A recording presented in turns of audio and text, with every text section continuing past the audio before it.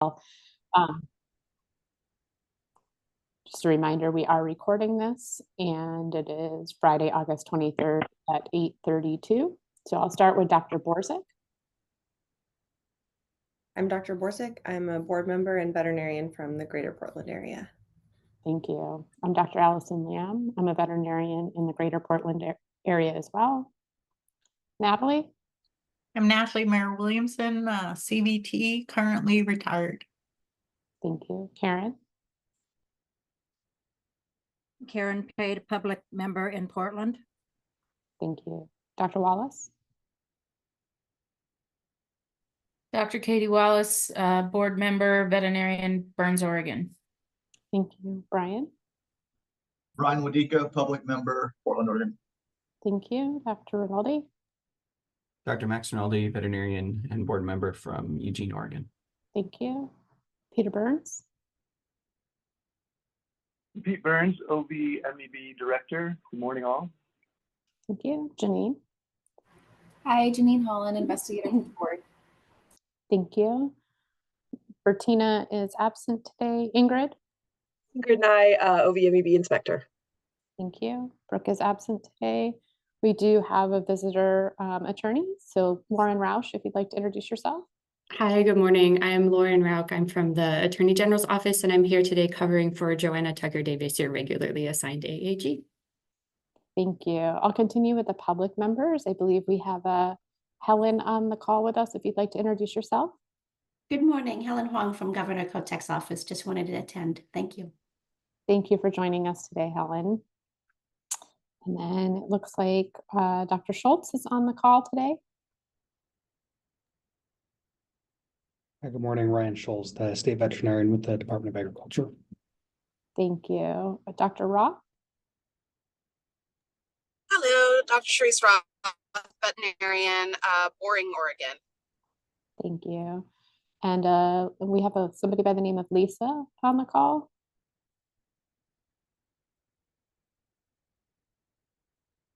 Lisa Herenstein, can you hear us? Hi, can you hear me now? Yes, we can. Great. Yes, I'm Dr. Lisa Herenstein. I run avian and exotic veterinary care in Northeast Portland. Wonderful. Thank you for joining us today. I feel like, Pete, there was a couple other people that I saw on the call, but that's all I have on my screen. Do you see other individuals that I need to allow to introduce? Did we connect with Dr. Caldwell? Oh, I apologize, Dr. Caldwell. No problem. Introduce yourself. You're up there with the board members on my screen, and I thought I already got you.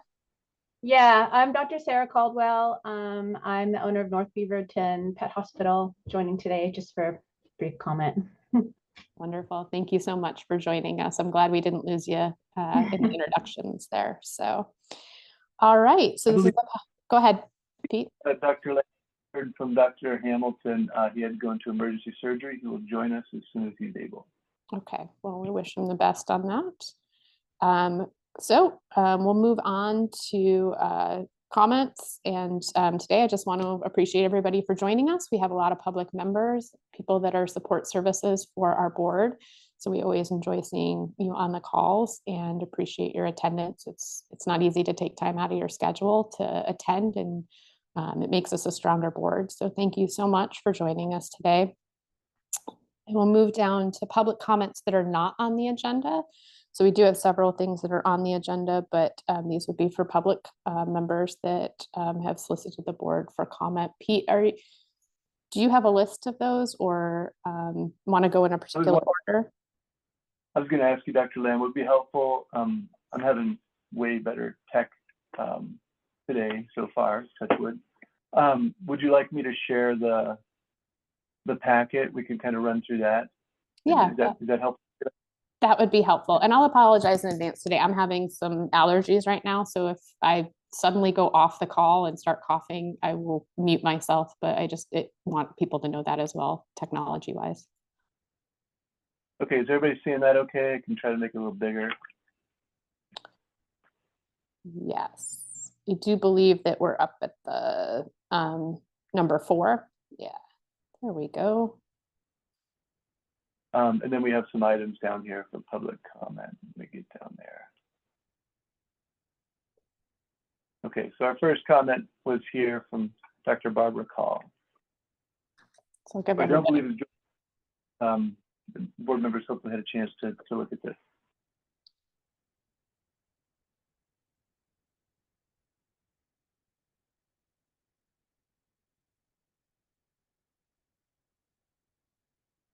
Some additional information on this topic. PVMA and OVMA provided their position on this topic. It's available on your iPads. It was not added to the public agenda packet. We will amend that and put that in there, and then update on our website. But I can read that into the record if that's okay with you, Dr. Lamb. That would be great. Thank you, Pete. The Portland Veterinary Medical Association referred to AVMA, who has no formal position on these articles, but these articles that PVMA provided sum up PVMA and OVTAA BOD's thoughts on this topic. And so there's 2 articles that are referenced there for board members. Again, I'll add this to the public packet. And then OVMA supports practices fully using CVT to their fullest capacity, but does not support the concept of the mid-level practitioner and allowance of non-veterinarians to perform surgery. That's the input from the 2 associations. Thank you, Pete. Do any board members have any comments or questions regarding the information provided today?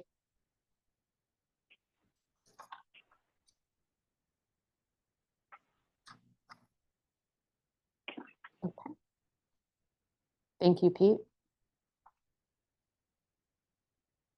I believe that also included these screenshots too.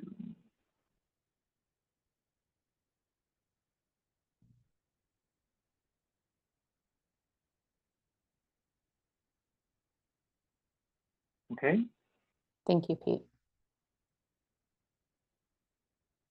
Next item. Public comment provided Dr. Caldwell, who's joined us here today. Dr. Caldwell, if you'd like to unmute yourself and share, you're more than welcome to, and board members, the comment is on the screen. Great, thank you so much. I'll try and keep it brief. So I'm Dr. Sarah Caldwell. I graduated in 2000 from the University of Florida. I've owned several hospitals, large animal and small, and I'm the current owner of North Beaverton Pet Hospital. The topic that I would like to touch on today is cyberbullying and its relationship to the Oregon Board. A little background first. You probably already know this, but I thought I would just roll through it to reiterate the importance of this topic. Cyberbullying has been recognized in recent years mainly as kind of a new way to assault someone that you don't like. It gets most of its notoriety because of student bullying. With one example, there's laws in every state, but one example is a law in California called Seth's Law.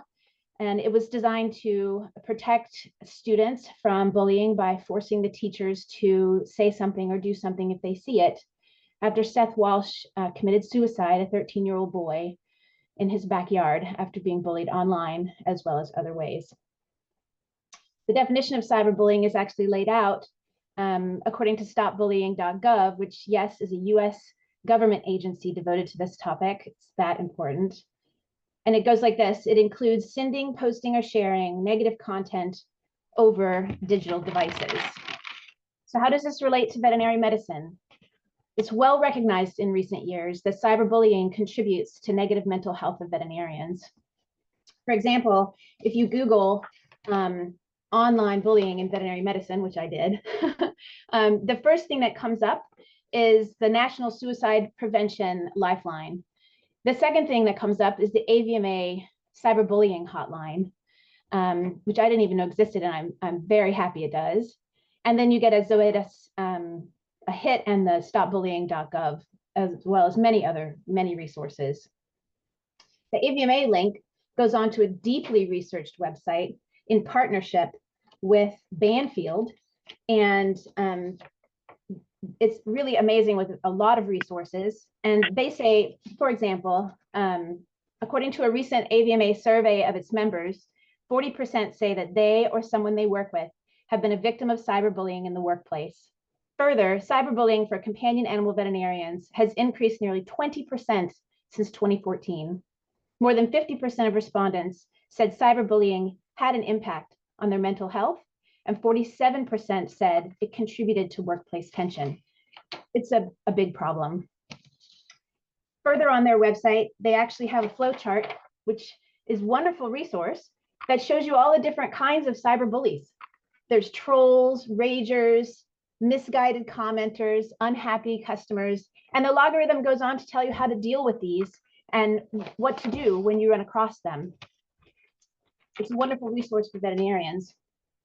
And then in 2022, Maine Veterinary Medical Center became the target of an online bullying campaign that was so bad, it caused the group Not One More Vet, which probably many of you are familiar with, as an organization really fully focused on preventing veterinary suicide. They got together and they formed a task force. They have a website, you can look it up. It's very good. And they're now working to prevent veterinarians from this sort of problem. Dr. Bourgain of Boston Veterinary Clinic, I think says it best, and I'm going to read you some of his comments. He says, unfortunately, disgruntled clients have always been a part of veterinary practice. However, the anonymity and ease of digital communication have escalated the poor treatment directed at veterinary staff. Getting bad reviews used to be a fairly rare thing. Well, he says, we got 3 yesterday. And I'd like to add, just for myself, we've also seen a huge increase in 1-star reviews and people getting angry with the advent of apps on the phone where they can just go out to, actually they'll sit in my lobby and they'll give us a bad review. It's very easy, super easy and fast to just hit that 1-star, or if you have some time because you're waiting in the lobby, to go into the Facebook group and to make negative comments there. And I'd like to point out that just this year alone, I've gotten 3 board complaints, which is outrageous in terms of the number of complaints from clients. Anyway, he goes on to say, there are more threats in addition to things like people picketing outside of clinics. It's probably more prevalent now because people see this behavior gets results. I've seen groups get clinics closed. It only takes one message, and if you've got 5,000 followers, you now have 5,000 people calling and leaving nasty messages. Every time someone's successful, it gives people ideas. So what is the Oregon Board's place in all of this? Well, if you Google report a vet or complaint about a vet or veterinary malpractice, the very first thing that comes up in the Google result is the Oregon Board. And 2 clicks from there, so you click on your Google search and then 1 click inside the Oregon Board website and you're to the form that you can complain to about a veterinarian in any way you wish. It just invites the disgruntled client to pile on a board complaint on top of their 1-star review or Facebook issues or whatever they do, Google reviews. And it only takes 2 clicks, super easy. They can do it again in their car from my parking lot. So I have 2 propositions, 2 suggestions. The first one is, I think it would be better to make it not digital. If you made them take a minute to write a letter, find a stamp, print a form, make a phone call, it would give them a chance to ratchet down their emotions, to maybe think through what they're doing, or just run out of gas, you know, and not have the energy or the effort to put toward that one last step where they threaten the veterinarian's livelihood and create huge amounts of pressure on them in their day-to-day workplace. Take the online form down, make it harder to get to, put some kind of wall up that makes you put in more information. I don't know, but right now it is way too easy. It's also possible to have the owner provide the veterinary records instead of the veterinarian. Why should the victim of this attack be the one burdened with having to provide records? Or another thing that would work is to give the veterinary board more discretion. The licensing board in human medicine has discretion. If they receive a frivolous complaint, they don't have to investigate it. They can just use their discretion and not reach out to the doctor. I don't know why we feel the need to investigate every single complaint. I think the veterinary board should have better discretion at that. So thank you for your time. That's really all I wanted to say. Thank you, Dr. Caldwell. We really appreciate you attending the board meeting today and sharing your personal perspective on this. It's always important when licensees share with us, and I really appreciate you taking your time out of your busy day to share with us today. Head off to work, yeah. So I will open it up to the other board members if they have any questions before Dr. Caldwell needs to go to work and about her topic today and sharing with us. I'll say something. I just wanted to say that, yeah, again, I echo Dr. Lamb's comments that it's really important that you're here, and we appreciate hearing your perspective. And it makes me sad that we have to have an algorithm for online bullying. And I know that's the reality of where we are, but it's frustrating that that is our current reality. And I think, bringing this to our attention at least gives us a chance to identify where we might be able to improve things for our licensees and hopefully help protect both our licensees while also balancing, what we need to do for the public in terms of protecting them too. So it's a fine line to walk, but thank you for bringing this to our attention. Thank you. Any additional board members? Thank you, Dr. Caldwell. Hopefully we can solicit additional information too from our professional associations on this important topic. So. Looks like Dr. Rinaldi has Oh, his hand up. I apologize. Dr. Rinaldi, please feel free.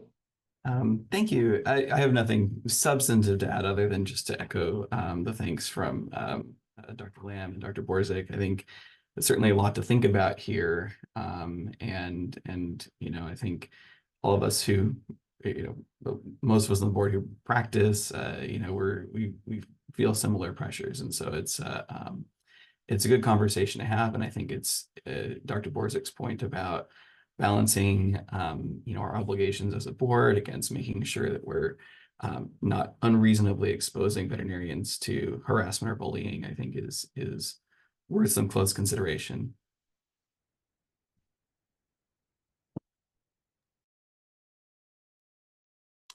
Thank you. Did I miss anybody else from the board? We're on different screens here now, so I just want to make sure I give an opportunity for everyone to speak. Thank you again, Dr. Caldwell. Yeah, my pleasure. Pete, did we have any additional public comments today that we needed to consider at this time? We had nothing submitted in writing, but we do have a number of participants who are here in person. So if you want to open it up to anyone. Absolutely. In that form. Absolutely. Are there any public participants today that are on the call with us that would like to take a few minutes to address any public concerns that are not on the agenda?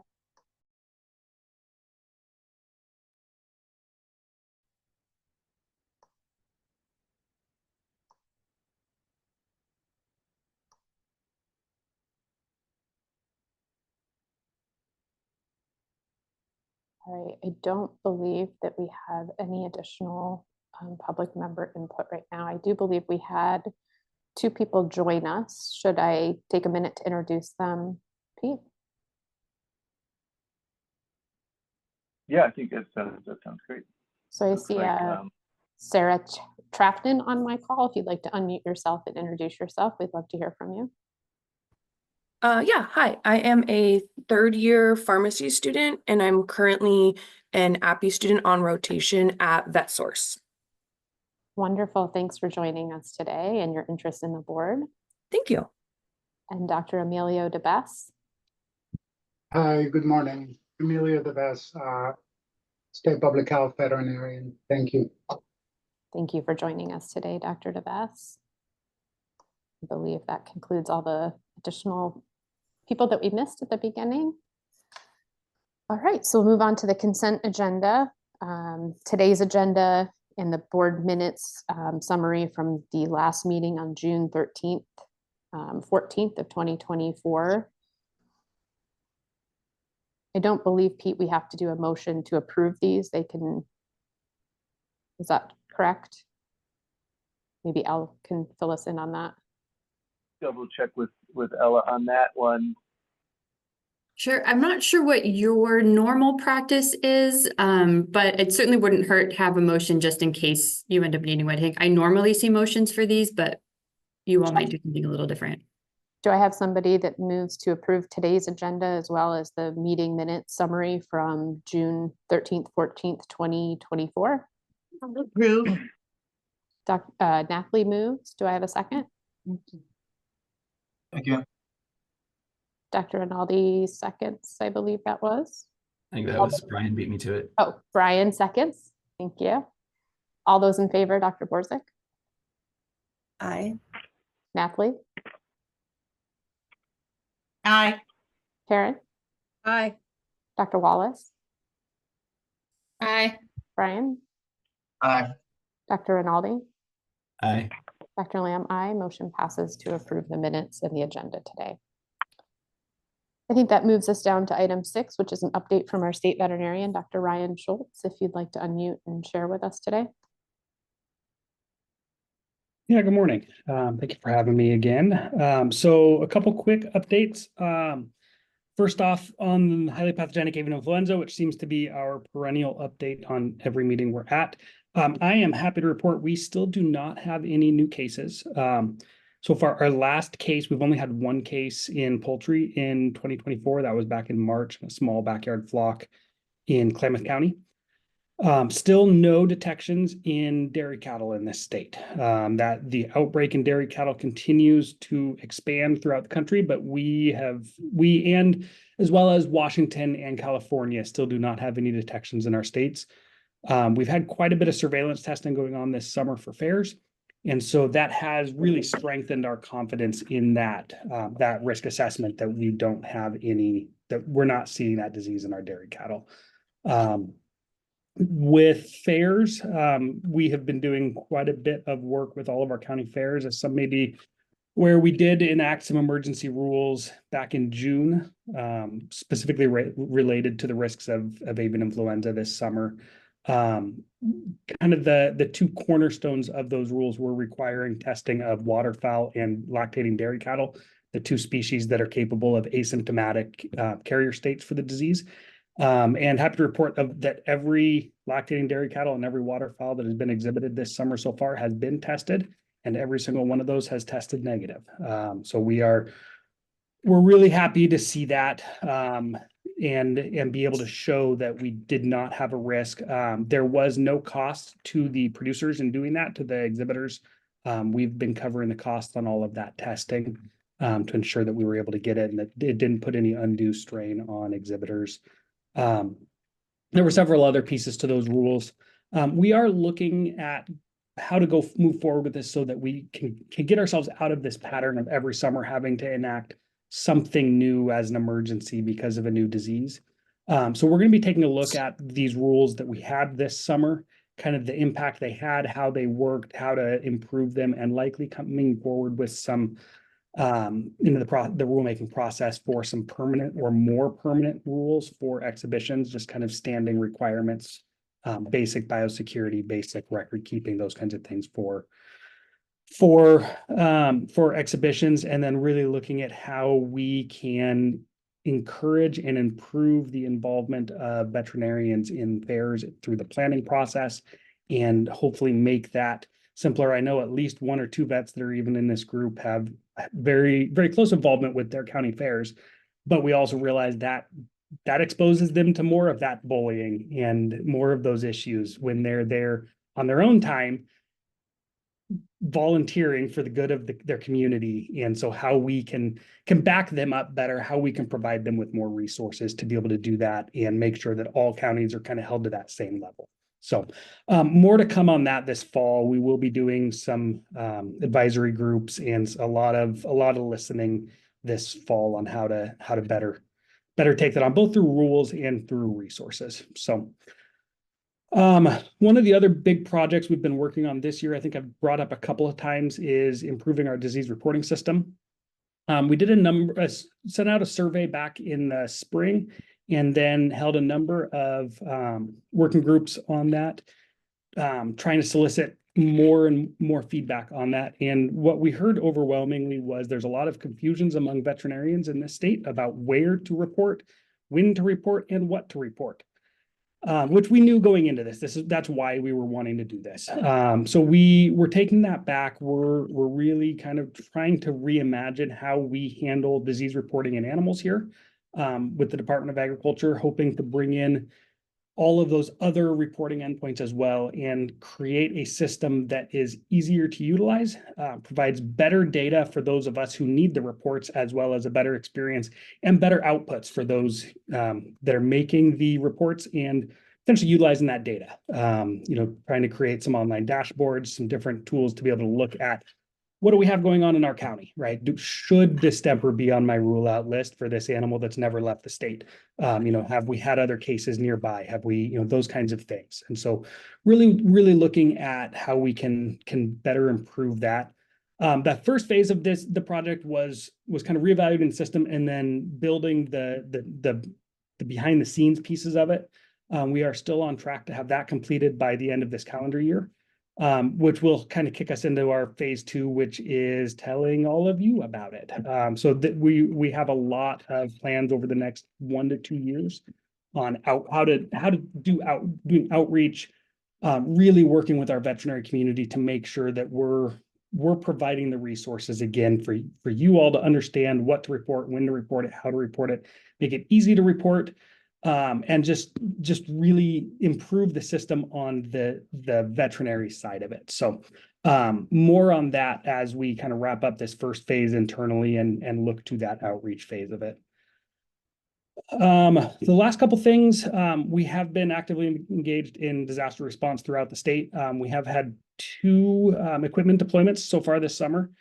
Both into Eastern Oregon. We sent sheltering resources both to Harney County and to Malheur County. And the Malheur County resources were kind of shared between Malheur and Baker for those fires.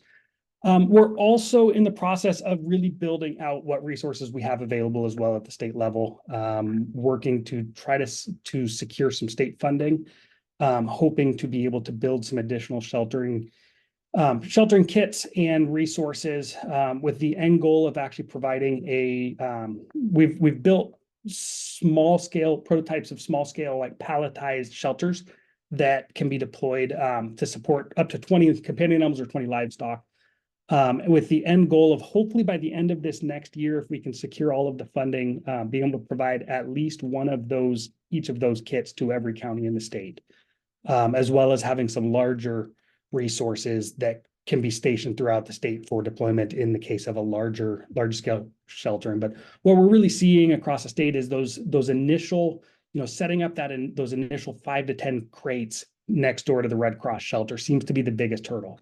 And that's the one that needs to be done quickest. So having those resources there in every county that they can quickly and easily deploy, as well as the instructions and the SOPs and all of the information that goes along with it, so that when you get this pallet of stuff, here's what's in it, here's what's intended to be done with all of it. So that can be handed off easily to volunteers. And then we're also working on building some larger resources for larger scale shelters, trailers full of larger kennels for large breed dogs that can be set up for as exercise pins, those kinds of things. So we'll be working on that over the next year. We should hear back at the end of September whether we received the funding we've solicited. So hopefully we'll be working hard on that this next year. The last thing I wanted to just mention, I brought it up at the last meeting I was at, was the concern we've had over how the VCPR potentially applies, the VCPR requirements potentially apply to the Department of Agriculture in carrying out our official duties. We kind of came out of that meeting, first discussion on it, with the plan to go back to our DOJ attorney who worked with your guys' contract counsel through DOJ to develop an opinion. And essentially the opinion that came back was that we're not required to have a license. If we don't have a license, we don't have anything to worry about. But if we do have a license, then everything we do as a veterinarian, even if it's an activity that theoretically is exempt from licensure, would be subject to the requirements of the board. And the recommendation was that we work with the board to to kind of tease those out and see about potentially some specific policies or even potential rulemaking that may need to happen to address that very, very narrow concern, and that doesn't end up creating a larger hole in rules. But that's something we do remain really concerned about. We do carry licenses because we have a need to have licenses. There are times we were hours away from having to deploy a veterinarian to Eastern Oregon here this last month with the fires to assist, because the veterinarians in that county were so overwhelmed trying to maintain their normal practice and with all of the injuries coming out of the fires. In that case, if I deploy a veterinarian out there, that's no longer part of the official Department of Agriculture duties. And so we would need to have a license for that because we are working directly, and we rightfully should fall under the board's oversight in that. But because we have that potential need, we're finding that everything we do technically would fall under the board's oversight and the requirements of a VCPR, which doesn't necessarily always match with what we're doing. So with that, that's the end of my update. I'm happy to continue that conversation, whatever format or forum is most appropriate, but just wanted to kind of bring that back up. Thank you, Dr. Schultz. It looks like we have a question from board member Dr. Wallace, if she'd like to unmute and ask Dr. Schultz. So I just was curious if there are specific rules that you see are in conflict with what your ODA job requires. Yeah, it's mainly the requirement to maintain the VCPR and the implications of that. I think we need to do some more exploration on how exactly that's going to apply, but really that VCPR is the piece that's causing the most concern. And I think a lot of that is dependent on how the board would interpret that. And I think we discussed that last time, but really, that VCPR is typically we're going out there working with the owner of the animals to address a disease in the animal, but we're doing that on the behalf of the state of Oregon, not on the behalf of that owner. And so we don't, we may take action without having an exam because we have definitive test results from a practicing veterinarian that's already done it. There's different, but sometimes we may not have a practicing veterinarian involved. And so there's just different scenarios there where we may not actually have a full VCPR. We may not do a full examination on the animal before making a determination. Just because of the way that some of these activities happen and the kind of the prescriptive nature of some of these responses. Thank you. Looks like Dr. Rinaldi also has a question at this time.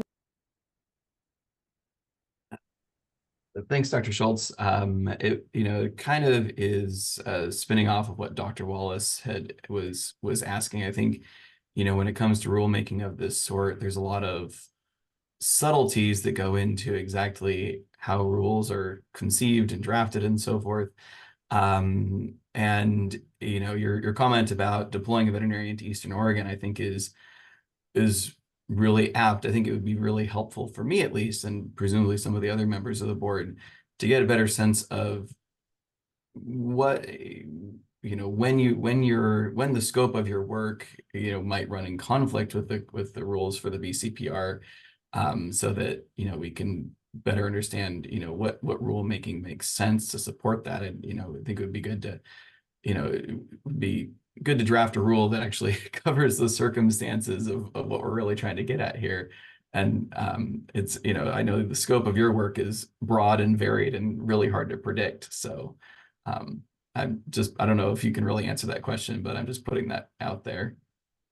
Yeah, I think that the majority of the scope of our work maybe doesn't necessarily always run truly in conflict, but doesn't align necessarily with the scope of the Practice Act in a lot of cases, which is why that one of the very first statutes within the Practice Act was to exempt employees of the Department of Agriculture from the requirement to be licensed in carrying out their official duties, which has always kind of been what we've relied on, that we were exempt from having to have a license, therefore it doesn't apply to us. But as we've been digging into that, what we have discovered is that yes, we are exempt from having to have a license, That was recognized by the legislature back when they first wrote the Practice Act. However, if we do have a license, and there's a number of very important reasons that we do all carry licenses, it's the Department of Agriculture actually pays the cost for our license. It's not for us to be able to practice on the side. It is for certain things we're doing within our roles that maybe are outside of the typical responsibilities of the Department of Agriculture, but we're receiving a request through the state to deploy a veterinarian. That now the opinion we've received is that makes us subject to the board in all that we do. And so just trying to tease that out. We honestly haven't gone much further. I didn't really want to come to the board with a line item list yet of these are all the things I think need changed. It really is more just a desire to kind of continue the conversation in whatever format you guys want, whether you want me to research and keep bringing it up as part of my update, or whether it's an discussion item outside of this, or however that is. I didn't want to bring it in through a back door in my update, or continue bringing it in through a back door with my updates with you guys. So that was more the intent of seeing what you guys would like, how you guys would like to continue that as next steps, and then carrying that forward. If I sound like I'm very unprepared, the unpreparedness is somewhat intentional, because I didn't want to go too far in front of you guys. I want this to be a collaborative discussion. So. Thank you. Are there any other board members that have questions for Dr. Schultz? Thank you, Dr. Schultz. I appreciate you being here today and share with our other board members the sort of need for continued conversation about more of the specifics regarding the ODA and the VCPR, and kind of where those areas of concern are, because I know from our end, it's a little hard for us to see all of the specifics. So we appreciate you continuing the conversation. Absolutely. Thank you for having me. Thank you.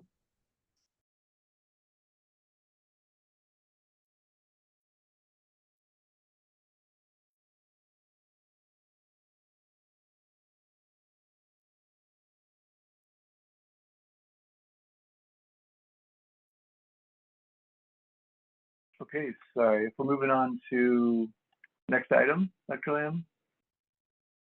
Yes, the executive director report. Okay, thank you all. So I provided my director's report with all of the same categories of information. I don't want to shortchange any topic, but we do have a lot to cover, so I'll try to just highlight a few areas. But if anyone has any specific questions, please feel free to jump in. As always, I start with a budget snapshot. We meet with Shared Financial Services every month and as needed, and things are looking pretty good. As I've been broadcasting far and wide, where there is need for a fee increase, that is still the plan. We put that into our annual request budget, which is the first step in establishing our 25-27 budget. So that request was put in there. I've talked to everyone from the board to our partners at the governor's office, anyone, licensees I'm talking to. Hopefully this isn't coming as a surprise, but we are looking at the fee increase for 25-27, starting in 25. And we are looking at the 50% fee increase target that will still keep us well below most jurisdictions, most states. And so I think that, it's an unfortunate reality, but it's something we have to do, and I think it's long overdue. But anyway, any questions on the fee increase or budget?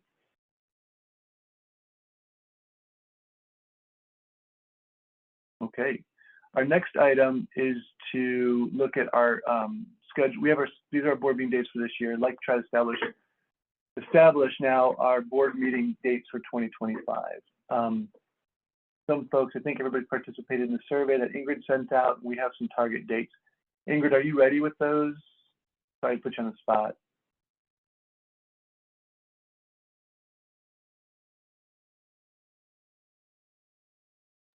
Sorry, I started talking and I was on mute. Yes, I'm ready. Gotcha. You ready to go? Do you want to, do you have something to put up there for some prospective dates? I emailed them to you. I So I can either take over a screen share or you can share it, or I could drop it into chat. Actually, maybe I'll just drop it into chat. That's probably easiest. Okay, why don't you try that? Grab it, and then What I did was I pulled kind of the best date from every month for 2025, except for July and September, because there were really no dates in there that worked. So that is, oh, wait a minute, hang on. Okay, hopefully everybody can see that. So those are the dates that worked for most people. And I tried to make sure that there would be dates that would work for Joanna, and most of them do. So obviously we don't need to have 10 meetings next year. So I thought it would be good to just put those out there and then we can finesse them a little bit. thank you so much, Ingrid. Can everybody take a look at those dates? Jot them down. Looks like there's some options for June. Yeah, June has a lot of options. Same with August. And there's only a couple where it was really difficult to find something.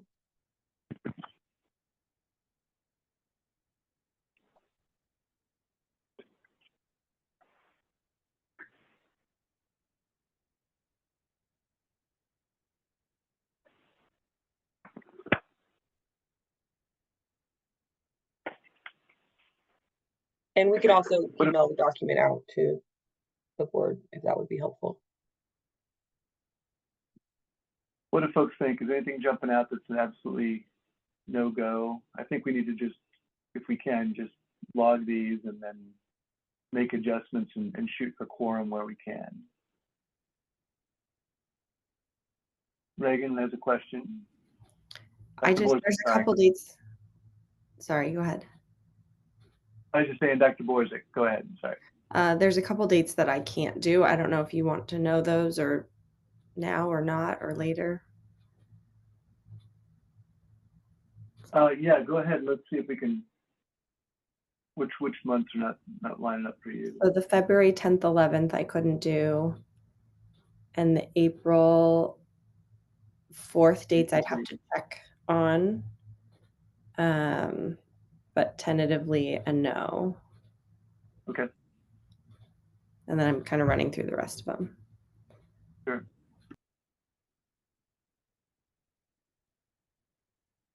I have a, this is Dr. go Lamb. ahead. I have a few that are, the February one is going to be tough for me. The May 7th, 8th, and the June 10th, 11th.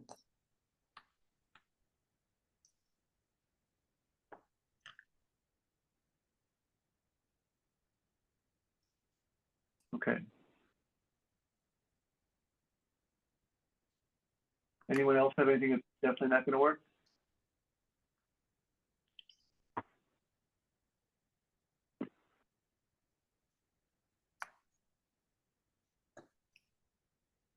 Okay, we'll take this, cobble something together. I'll reach out to folks individually where I can, and we'll get something. Let's get something logged for 2025, and definitely just try to establish quorum where we can. Okay. Thank you all for taking the time to jump on that survey. It helps. It's very difficult to coordinate all of our calendars, but we somehow managed to do it. We've done it.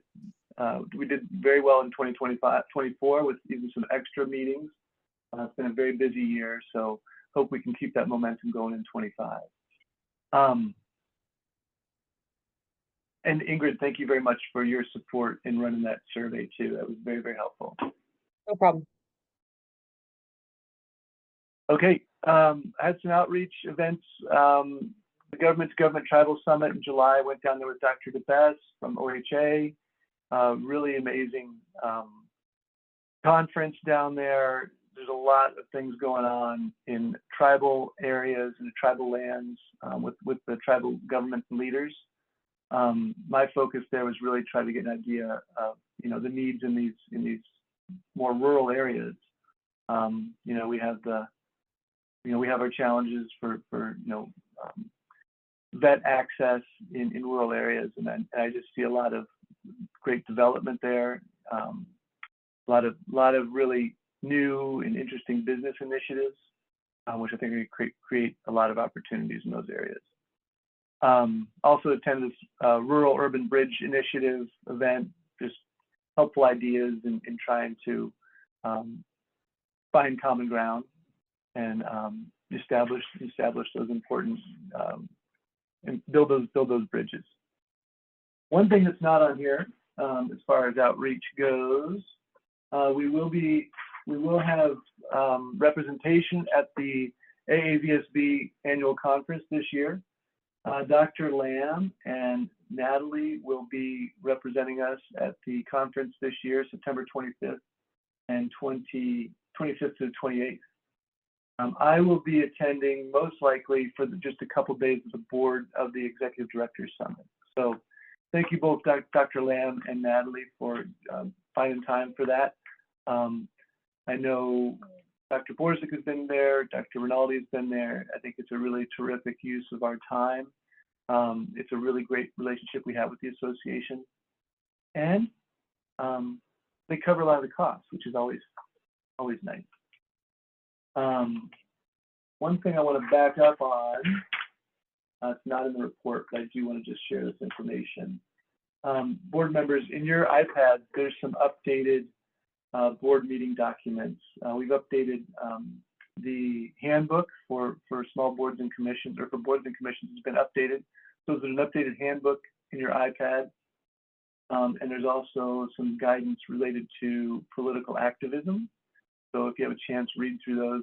I'm trying to go through and make sure that you have all updated documents. So I really scrubbed, when you got your iPads updated, we scrubbed everything out of there, and I'll start putting all the updated information in there. And then as we get new board members, I hope to review that more formally so we have a better, smoother onboarding process. But those documents should live there so you can always reference them. The other reminder I wanted to share today was a number of you have probably received emails from Workday saying that you have training that has to be done. We do have annual training, and that is due, but it's not due until the end of the year, December 31st. So not too far away, but I do want to remind you, it'd be a good time to try to just get into Workday, make sure you still have access. Reach out to me if you don't. That's always a little bit problematic, especially if you're not accessing it regularly. You get kind of timed out and have to reset things, and it can be a bit of a hassle. So probably a good time to try to jump in there, take a look around, look for that training. Reach out to me if you have any questions, and I'll help you as I can. Okay, moving on. Unless anybody has any questions, please feel free to jump in. One reminder here, call out for board officers. Dr. Lamb doing a fantastic job, but as we identified, there's probably going to be opportunities, schedule conflicts where she may not be able to attend a meeting. I think it's really good to establish a vice chair. So if anybody's feeling the need to, if has extra time and want to do a little bit more, I don't know how much more there is to do, but anyway, I know you all provide a great deal of time to us, but a vice chair would be a really good idea. So if you have any interest, please reach out to me. If not, I have some ideas and I'll be reaching out to you. We also may want to consider like a board treasurer or fiscal oversight officer too. But the board chair position, I think, would be really helpful. I just had a quick question. I had a quick question about officers as well. I believe we have to do that annually, elect officers annually. So also, I think I'm coming upon my year term as well. So I believe that position would be reelected, or if there's nominations for that as well. I don't want to feel like others can't take that position as well. October is our big kind of clearinghouse meeting where we take care of a lot of those annual things. And so I'll get some information out about that and this position as well. Thank you, Dr. Lamb. Good reminder. Okay, everything else here we kind of covered. It's just standard. It's stuff that we've presented before. I'm not going to spend too much time on it. If anybody has any other questions on these items, I'd be glad to answer any questions. Otherwise, we get into agency divisions. We have a full inspection report that you guys reviewed in executive session yesterday, and that pretty much kind of sums up the information that Ingrid presented here. So if there are any other questions about inspections, we can field those too.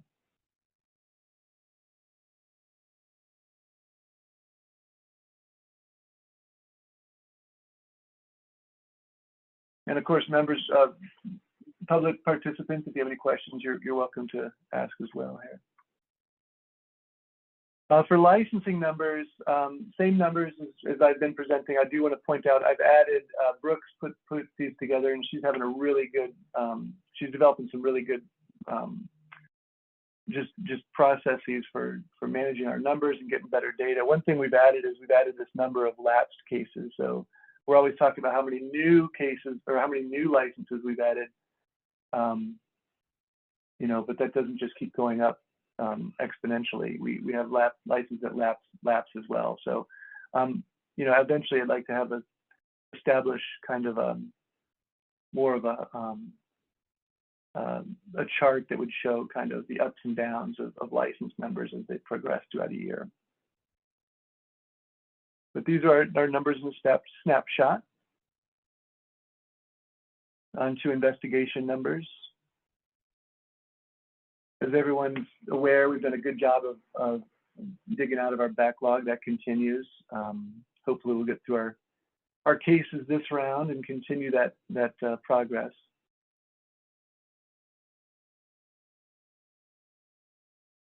I'd like to share our Gold Star certificate.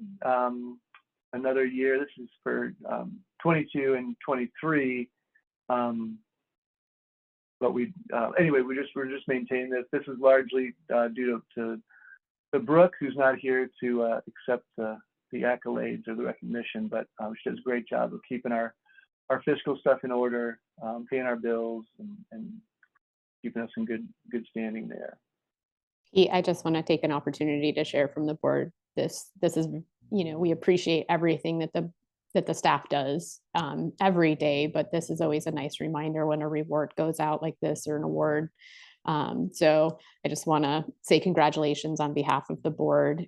This really speaks to the efforts that the whole team, all of the staff does every day that oftentimes can go unnoticed. So thank you for sharing this with us as well.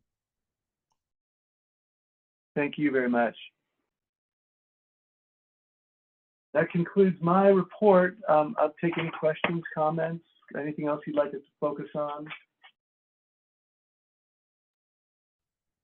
Any questions from board members regarding the executive director report today?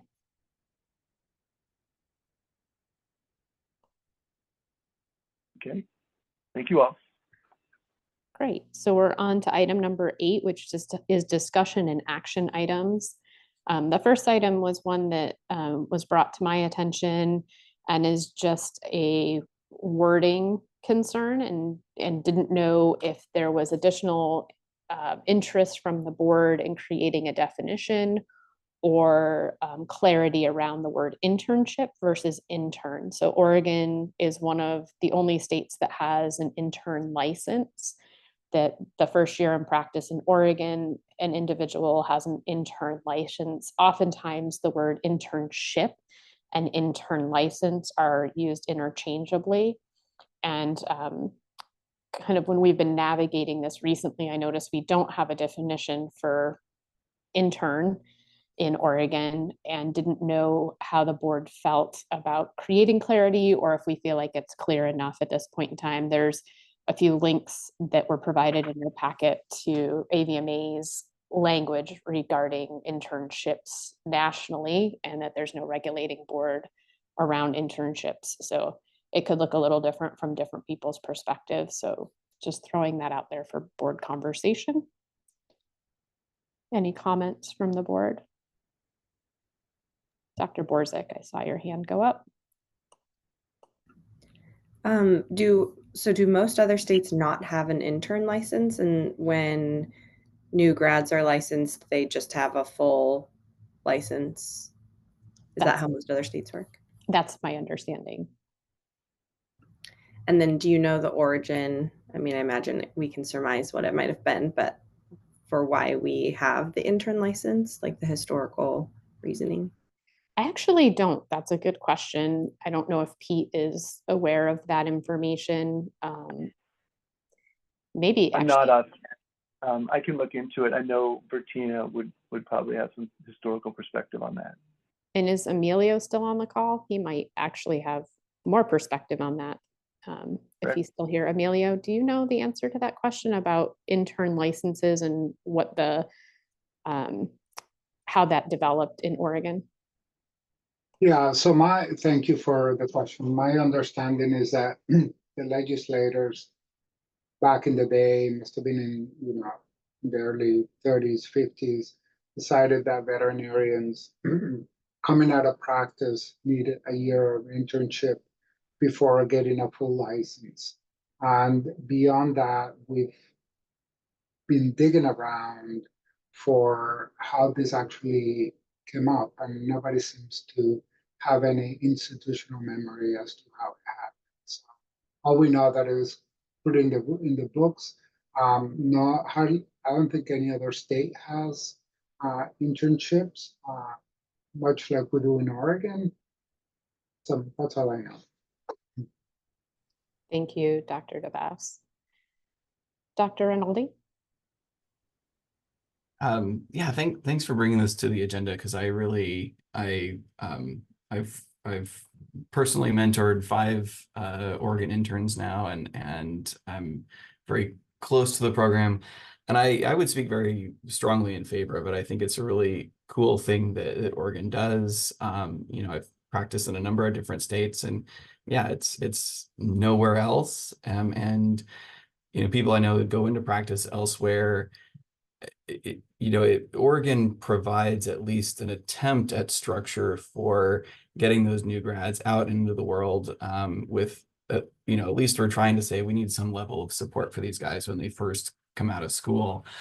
Looking at the statute, I mean, there's a reference back in 1953 for the intern, the state of Oregon internship.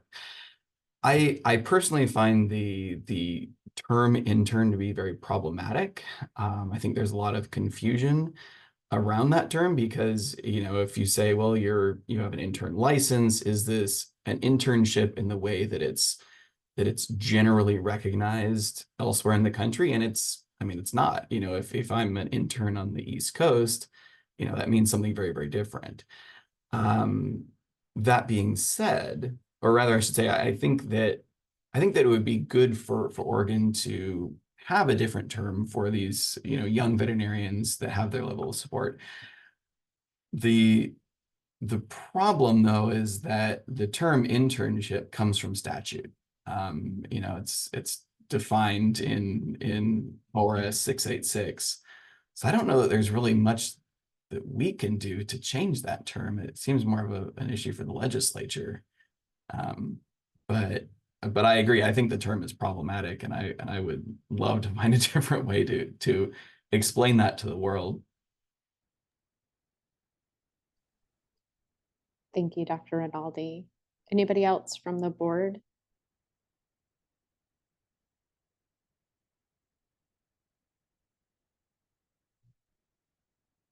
And to share a little bit with what Dr. Rinaldi said so eloquently about the difference between the intern license and what it means in Oregon. I don't know the best solution to it as well. I just was hoping we could provide clarity to both people who practice in Oregon and the public in Oregon, as well as kind of delineate it. I don't know if a definition in the general section of our rules would be helpful. I don't know thoughts on that. It wouldn't go obviously national, but at least reference something to our rules, Dr. Rinaldi. Do we have, I haven't been able to find it, but it's possible I've overlooked. Do we have a statement from a statement from the board just saying, this is what an intern license means in the state of Oregon?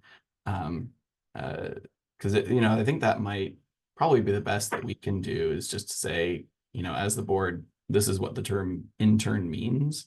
Because we do have more traditional interns at Oregon State and probably elsewhere, and other private practices too. I don't know. And just to clarify, in your experience too, because in my experience in an internship through AVMA or through the BURP, you can practice as a full-fledged veterinarian. Because I know when I did my internship, I was a full-fledged veterinarian in that state during that time, whereas the Oregon intern license does require them to be under another veterinarian, which you have experience with. I don't have experience with. So is that your understanding of it, Dr. Rinaldi? It is. I don't know how things go differently for private practice interns. I did an academic internship in Washington and Louisiana. And in both those states, I was not required to have a license. And so, I was much more naive as to the ins and outs of rules and so forth at the time. I didn't really know what to make of that. In Oregon, given how we've, going back to what Dr. Schultz was talking about, the rules surrounding people who have licenses and don't. I don't know how Washington and Louisiana handled that, but I think because I was not licensed in those states, even though I had an intern status, I certainly was very, very restricted in what I was allowed to do, because I couldn't practice outside of the, my program. I couldn't leave the university and practice. Thank you. Pete, do we have anything specific on our website that you're aware of, or that staff are aware of, that shares what the intern license is or the parameters around it to the public? We don't. It's certainly something we could develop and put on there. We've established a couple of helpful guidelines that we've put on there. That could be something that we could certainly add. And I'm looking through the rules, in terms of definition. What we have is mostly under permits and licenses. I think we could definitely put that together to clarify the intern license. Great. Dr. DeBess, I saw that your hand was up. Yeah, hi, sorry, I was going to share that in terms of, the intern license, they have to be under the direct supervision of a veterinarian, and the veterinarian really is to make sure that the individual is capable of doing an exam in a room, that the person is able to do an ear swab, do a spay, do a neuter. I mean, all those things have to be checked off for the veterinarian to be able to get through the 1-year internship. And at the end of the internship, the supervising veterinarian should provide, if available, a document that says that the individual has completed all this task and it's able to just basically go into practice on his own. And I've supervised interns with other people, and that's usually how it's done. We have a list of items that we feel that are necessary to be competent on, like a spay, neuter, being in a room, or talking to a client, things like that need to be fulfilled, so the veterinarian can start doing those activities on their own, even under supervision, not direct, but in.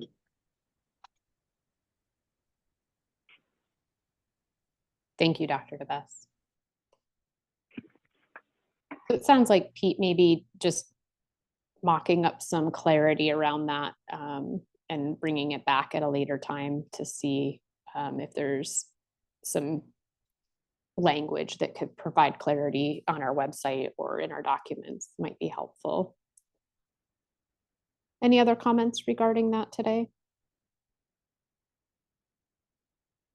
All right, I think we're moving on to topic 2 under the discussion and action items 8, which is the CET exam review. So the exam itself needs to be reviewed and has been reviewed in the executive session, but these are the public discussion points regarding the CET exam. So the Certified Euthanasia Tech exam, our rules require 30-question exam. There were 40 that were prepared so that the board could determine if there were ones that needed to be thrown out or modified or making different types of exams with rotating questions. That's a question for the board to decide on. We also, in our rule, say successfully pass on the first attempt.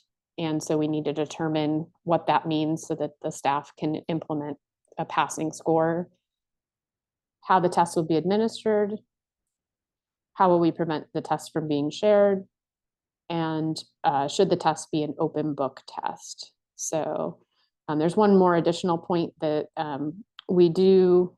The University of Florida's curriculum does align with our rules, and they had asked for language just to make it clear for anybody taking the course. That is something that we could also vote on to support or not allow them to have the language in their course so that they provide the clarity as well from their end. So I'll just open it up to the board members to discuss those points and decide where they would like to see us go with these questions. So Dr. Borzek. So I think in terms of successfully passing on the first attempt, 90% seems fair to me.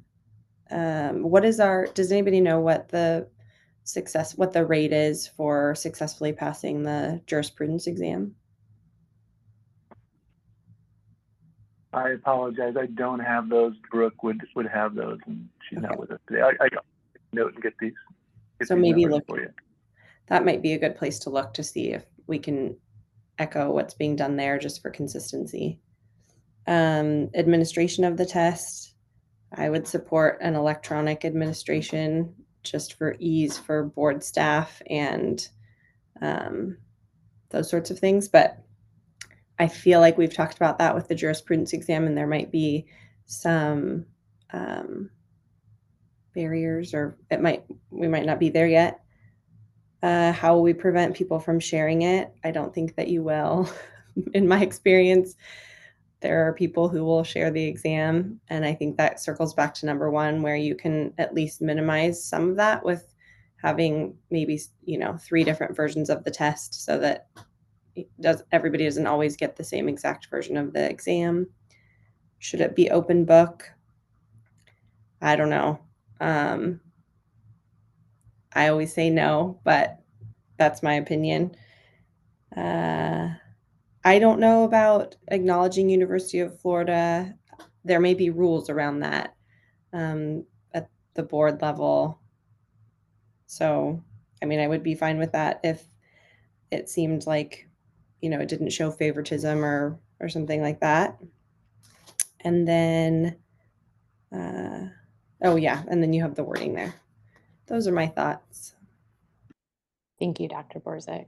I'll jump to Dr. Rinaldi since he has his hand up. And I see that he posted a 95 pass rate. I'm guessing that is for the jurisprudence test, that he's aware of the percentage.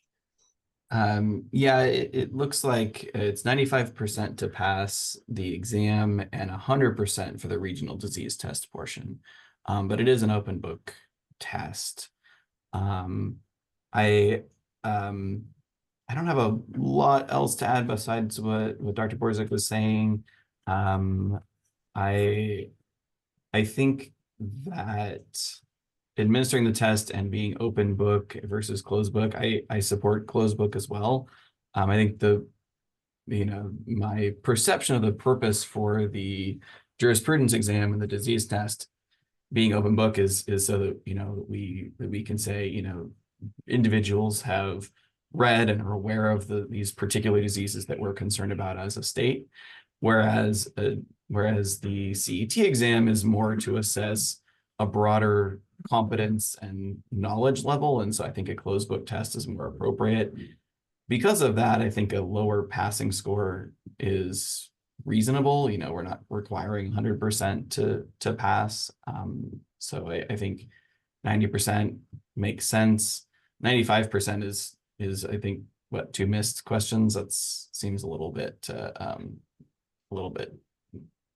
tight. I think I don't think I really had much more to add beyond what Dr. Borzek said. Thank you, Dr. Rinaldi. Brian?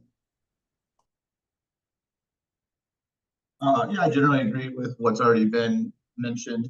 You know, having like a bank of questions in excess of the 30, and then it's randomly generating from that bank to, you know, prevent sharing as much as we can. And I'm fine with 90% in closed book.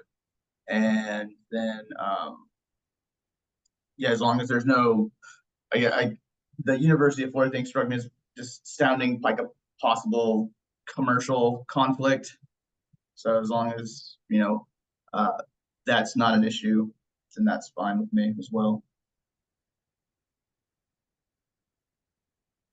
Thank you, Dr. Wallace.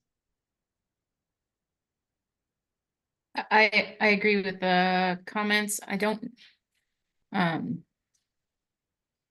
the open book thing, the other tests are open book, correct? So, and this is a day and age where people have information at their fingertips. So, I could go either way on that line item. And I think if we include Florida in the statutes and they go defunct, then are we rewriting rules again? So I didn't know. I felt like that might be not necessary, but do want to acknowledge them for their training and stuff, and didn't know if they were included in the FAQ page.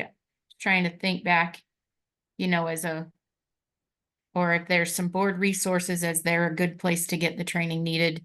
So we do acknowledge them without having to rewrite rules.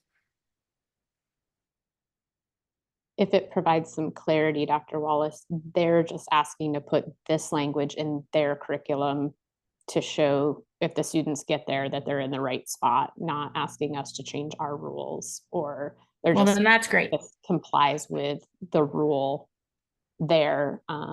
But they've just asked for that, and there's several other states that have put that in, like I think Texas is in there, Tennessee is in there.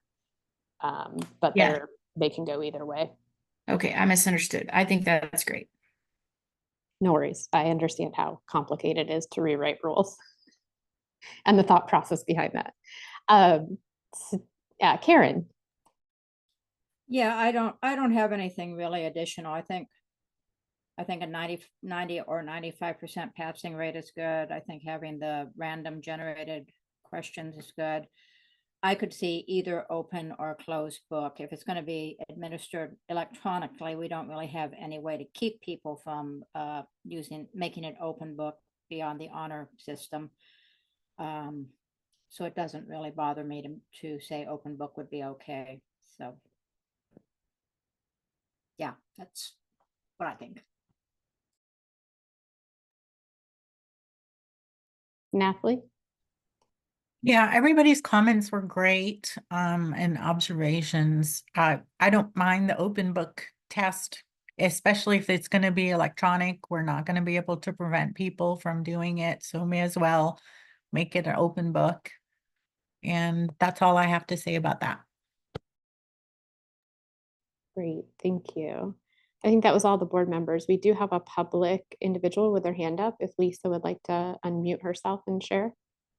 Yeah, several people are mentioning you'll have no way of knowing if somebody's referring to a document, you know, doing the open book thing.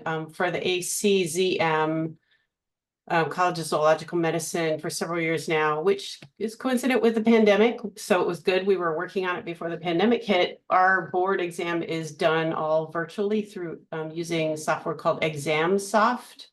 And it has been remarkably good and effective. And if you guys are going that route, I'd be happy to share the contact information for the guy. He's a veterinarian, but he also runs a company, tiny company that facilitates doing these kinds of board exams. And so Dan, I think is his name, he can lead you through how to do that. And it didn't seem very painful from the administration of the exam perspective. So if you're going that route, it has been really, really well received. Thank you, Lisa, for sharing that. Pete, it looks like we have a few kind of dilemmas that maybe we need to have sorted out between you and other people in the board, our AGG, about whether or not we can provide the language to University of Florida. And there's no concerns about that, as well as if administering the test electronically is something that we can do. Is that something that you're able to check in for us? And then we can vote on this at a little bit later date, because it sounds like we still have some questions. Yeah, I think that's a great next step. Just see what the possibilities are. There's some great ideas floating out here today. I think staff would be very interested in digitizing this and using tech in any way to support our licensees and our own internal processes. So I can talk to Joanna about any roadblocks, and then bring it back to the board, say in October. Would that be the concept? I think that would be helpful. Thank you. Sure.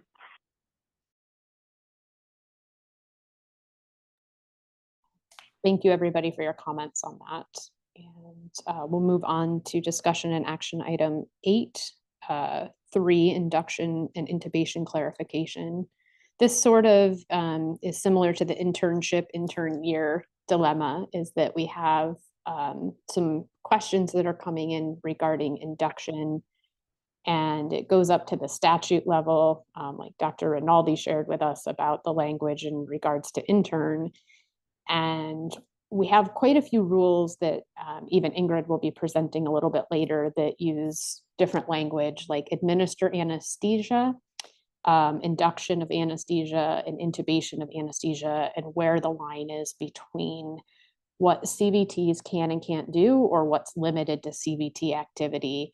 And so I think there's some language between induction and intubation that's causing some confusion. And also, I think as we've gotten more access in the veterinary profession to injectable drugs being anesthesia without induction, there's some clarity needed for our licensees in this area. So just was going to open it up to discussion amongst the board members about where they felt like the line was, and maybe how we could provide more clarity on this issue. So I'll start with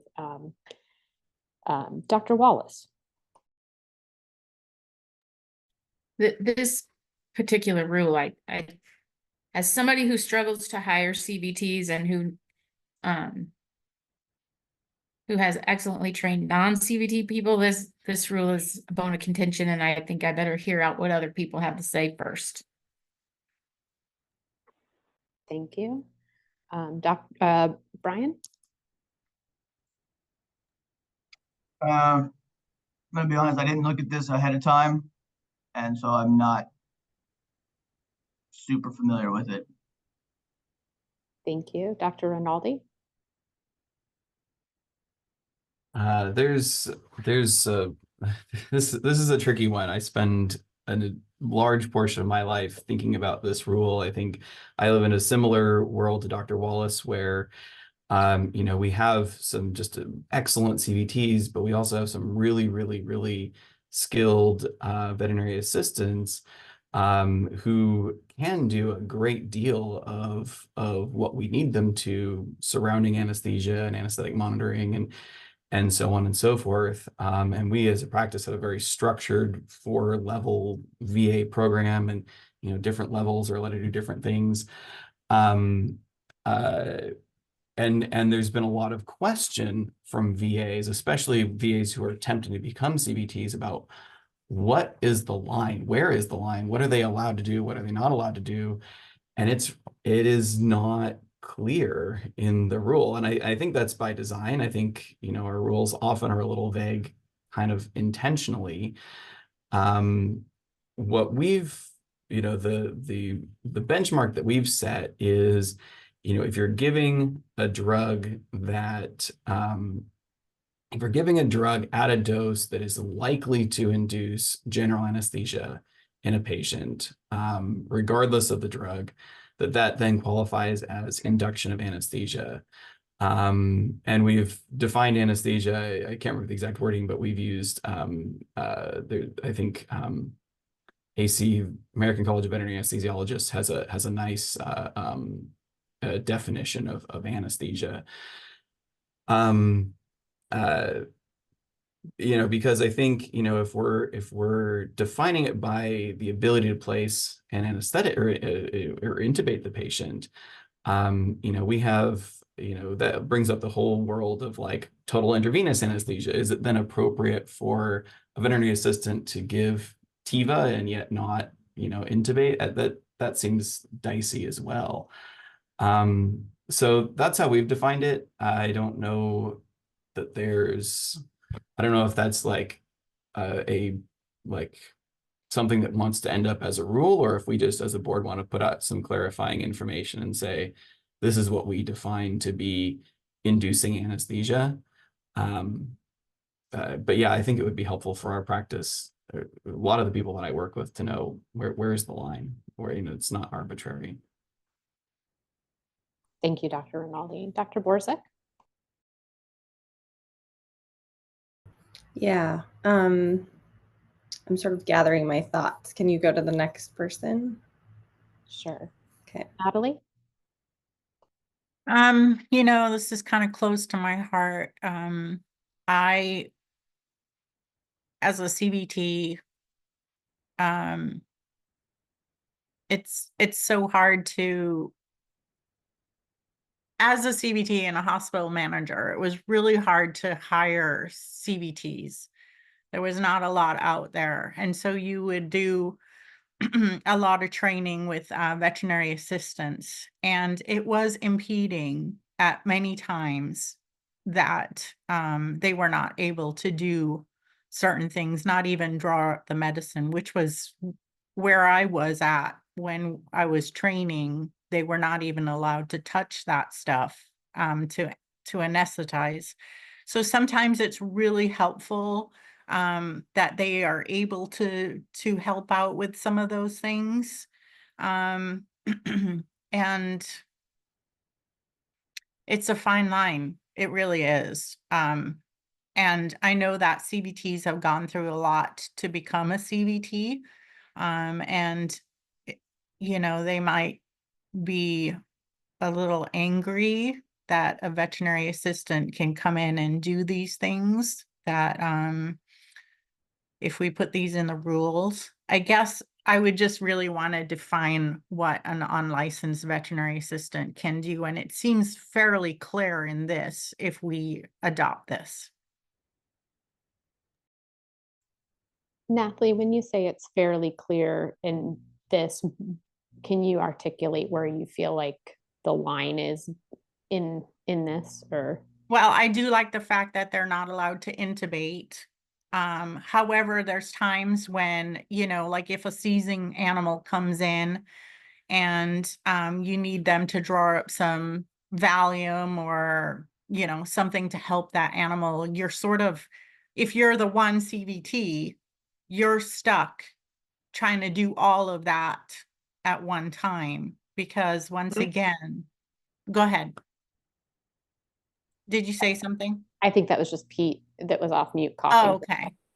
It just seems helpful that it would be that they would be able to administer an IM injection or a drug that helps sedation in some of those scenarios. So that's where I'm at. Yeah. Thank you very much. Karen? I don't have a lot to say on this since I'm not working in the trenches like Natalie and the veterinarians are. There seems to be to me, it seems like there's a big difference between intubating and giving an IM injection. I mean, that seems like a very clear line that one would require far less training than the other.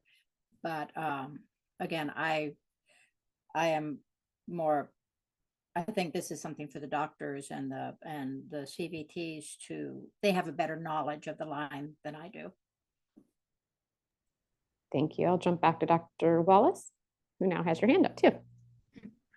So I appreciate the fact that intubation can be allowed by a non-CVT in an emergency situation, but where is the line for allowing that person to get trained for intubation? How do we train them to intubate in a normal situation so that they know the normal things and that they can do it in an emergency situation if we don't let them do it on a regular basis? This one's a huge issue. This particular one is a huge bone of contention for me because I'm an only doctor, and there's times where somebody's waking up or somebody went too deep, and it would be really helpful if my non-CVTs could intubate instead of having to come out of surgery and do something to help them to go back into surgery. Because it's just me. There's no associates, there's nobody else there. And it's generally in my particular situation, very close quarters. We're all working in a very small area together. So there is direct supervision. And where I have drawn the line is that they cannot use propofol IV to transition from awake to asleep. As far as IM injections, I've allowed them to give injections of Kitty Magic and stuff like that because at different, sometimes a cat will go to sleep and sometimes they won't, especially the wild ones. So it greatly inhibits my ability to practice and do doctor stuff when they can't even give a Kitty Magic shot. Anyhow. Thank you, Dr. Wallace. Going back to Brian. I kind of feel like Karen, honestly, with this, that I don't have the experience in this realm, but they do feel like very different things, like the intubation versus like an IM injection. Obviously, intubation feels a lot more complex and requires a lot more training. If they need to be delineated, then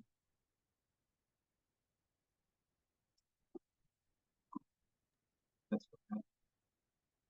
Thank you, Brian. Dr. Borza. Thank you for giving me some time. So I think the elephant in the room here, like if I think about what would solve this problem, would be if we had enough CVTs, right? Like if you back up and you say, what might solve this problem? Well, if we had enough CVTs, we wouldn't maybe even be talking about this. If Dr. Wallace could have a CVT in her clinic. So I think that is sort of like the elephant in the room, and that's the frustration. And it is a catch-22 because I think if we do not honor the training that CVTs go and get and the knowledge base that they have, they will continue to not want to stay in the career, and they will continue to, or people will not want to enter the career. So it becomes this cyclical thing where if we're taking away kind of a scope of practice, or we're saying that, yeah, if we're decreasing the scope of practice for them, then we decrease potentially the amount of people who even want to be in the career, and thereby we perpetuate this problem that we already have.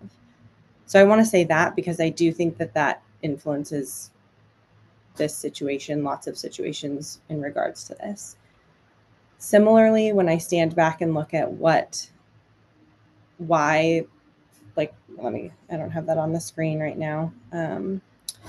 So Persons who are not licensed by this board as CVTs may, under the supervision of a licensed veterinarian, perform all acts that a CVT may perform except induce anesthesia, except in an emergency situation. So why would someone write that? Why would we have made this in the first place? I think it's, at the end of the day, it's for safety. So a licensed technician will understand more about what they are providing, should understand more about what they're providing to that animal, be it the physiology of how that medication works or how medications work in conjunction with each other, the reaction of that animal that would be normal versus abnormal, what to do if the reaction is abnormal or aberrant. And I imagine that the reason that something like this was made was to try to protect the pets and the public from anyone who doesn't have that knowledge base and couldn't really recognize those things and take action as quickly as it might need to be taken, prevent those people from bringing an animal to a level of anesthesia that could be problematic. And so I can't remember exactly what Dr. Rinaldi's definition was, but I do think it would be good to look at a definition that involves, that now that we have, for example, TIVA, where, it isn't traditional in the sense of you're placing in a tracheal tube and they're induced. There's not necessarily like a line, I guess, where with inhaled gas anesthesia there is. I think it would be good to look at the rest of our rules and what some definitions are from some of these agencies, like, anesthesiologists and things like that, to see how we can provide more clarity, because I think clarity would be good. Dr. Borzik, do you think that could be accomplished with a definition of the word induce anesthesia and a definition of administer anesthesia? Because that's where I'm seeing kind of intertwined in the rules are those two things. Induced goes up to the statute level, the word induce, but it's also not defined as anything to my knowledge. And please, if somebody has found a definition at the statute level, but do you think that that would help solve and delineate the CVT role and others' role if we created the clarity around the line? Yeah, I think that could help. Okay, I saw Dr. Rinaldi's hand up next. We'll go back to him. I fall in a similar lane to Dr. Borzik. To my mind, the danger associated with induction of anesthesia is the drugs and less so the intubation. Obviously, there's technical skill that goes into that, but it's relatively straightforward, at least in a dog or a cat, to walk someone through. Okay, here's how you intubate. Here's what it looks like. Here's where the tube goes. Here's how you tie it in. The more risky thing, the thing that I would want someone of more skill doing is knowing the physiology of the drugs. How much is enough? How much is too little? How much is too much? What do you do when things don't go well? And I think it's interesting that our rule does not restrict anesthetic monitoring, which is also requires some skill and knowledge understanding too. So I think to Dr. Borzik's point, I would be inclined to focus in on, what it means to induce anesthesia. And if that anesthesia event then requires intubation, well, that's just kind of along for the ride. But yeah, I'm sorry, I kind of tapered off there. My apologies. Thank you, Dr. Rinaldi. Dr. Wallace? I'm just curious. Yeah, I wish there was more CVTs, but what's the reality of that happening? And I completely agree that we need to have a practice act that gives them value beyond a non-trained person because they've gone to that training. And I think that's why you have the working group, right? Because that needs to be enhanced. Totally agree. But what is our CBT shortfall and how many clinics have a CBT or more than one? I know here in the 18 years I've been here, I've had one, and she worked for 2 years. And I've had probably 15 or 20 non-certified people.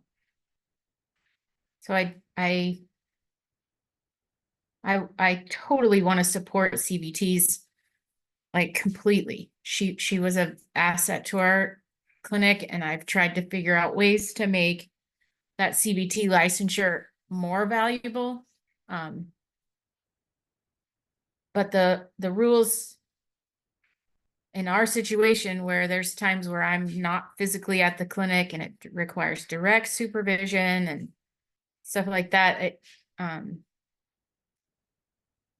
there's very minimal areas where a CBT provides added value to our practice, which is super sad. Super sad. And that's why I really hope that we can do something to give them more value. But I don't know how practical it is that there is enough CBTs for the state of Oregon, let alone nationally. Thank you, Dr. Wallace. Well, it sounds like this is a ginormous topic of concern, and really appreciate all the comment today and discussion around it. I think one thing that we as a board will need to kind of narrow in on, I'm going to ask Pete's input here in a second, is what would be most valuable right now for the board staff to have to navigate the questions that we're getting around this issue?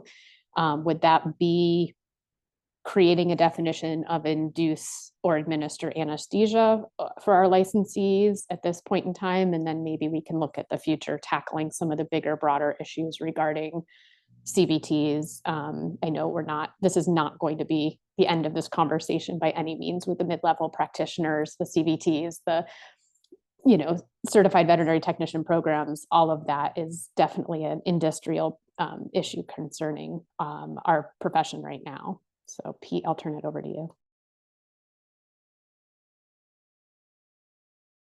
Thanks, Dr. Lamb, and thanks board members for that discussion. It is a big topic.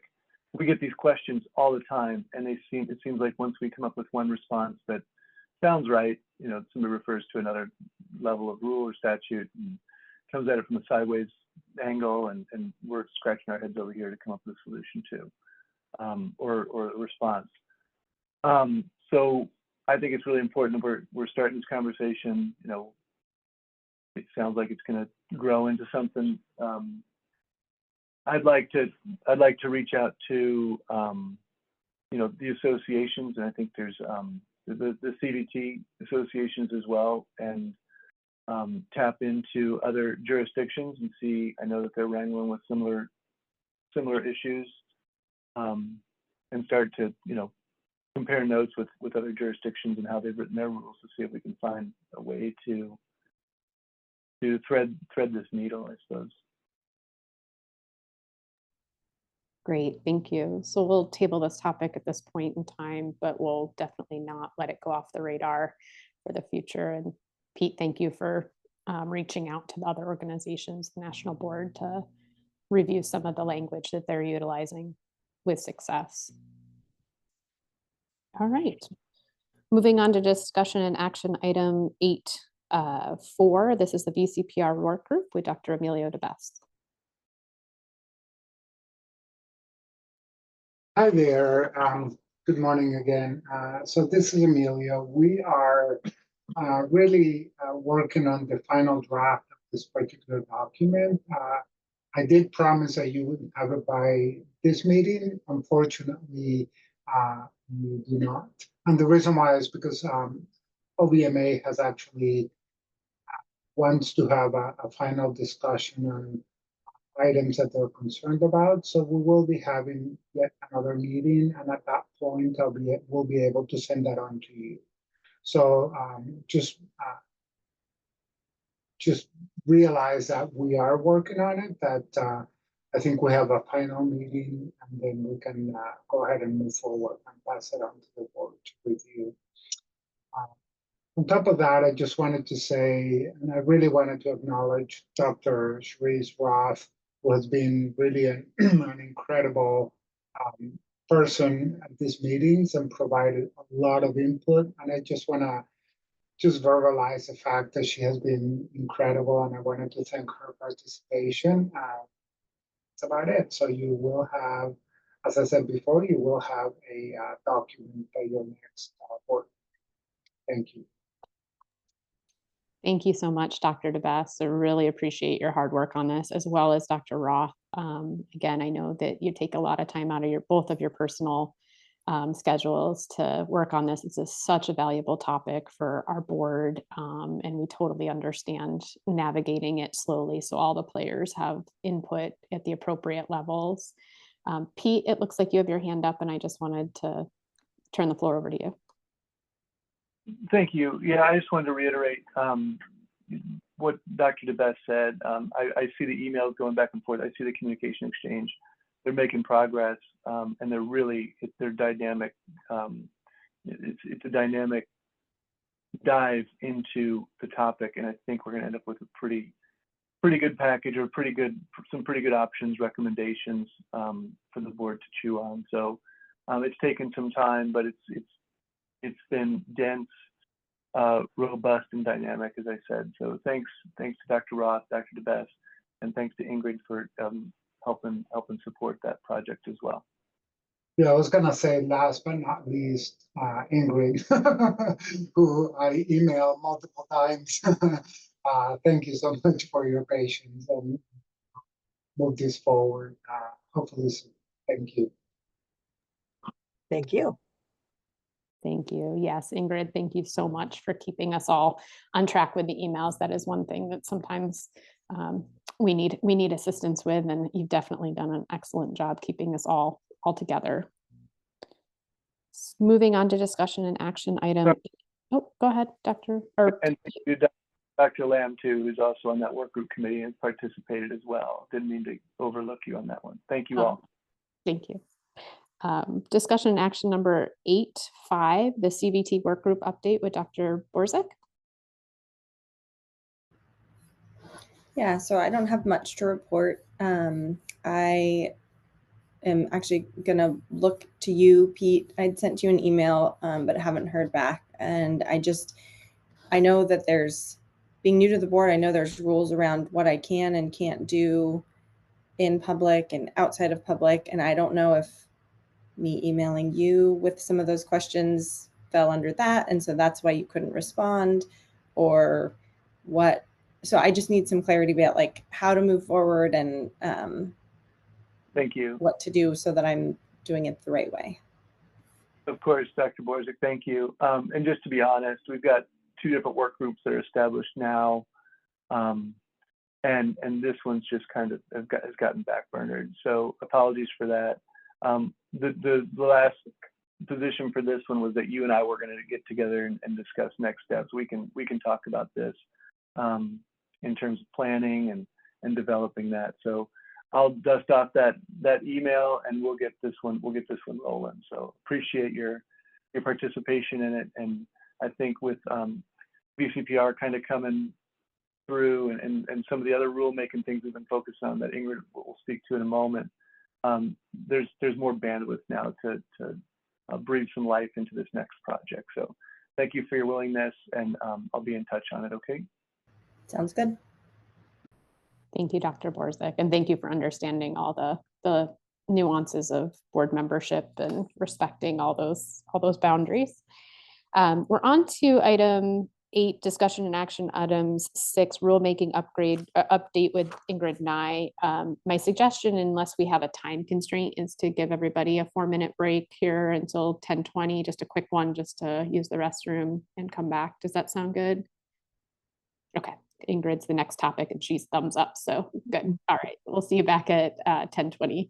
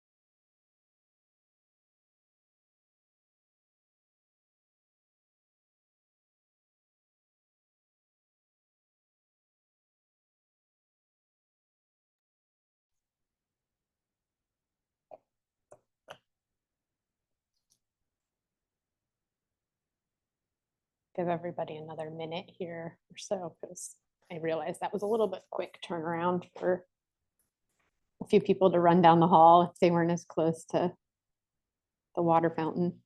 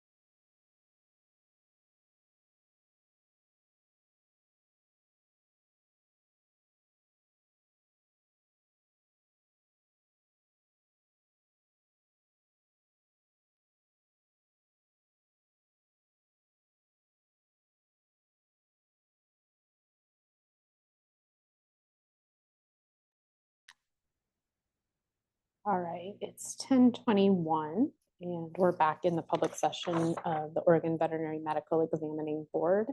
We're on discussion and action item 8.6. And this is rulemaking with Ingrid Nye. So I'll turn it over to Ingrid to discuss some of the rules today. Awesome. Thank you so much. I'm going to go ahead and share my screen. I know we have a lot to get through. So just to keep my thinking organized and to try to make it clear for everybody, I'm probably going to share one document at a time. So just bear with me while I do that. Here we go. Get to the first one.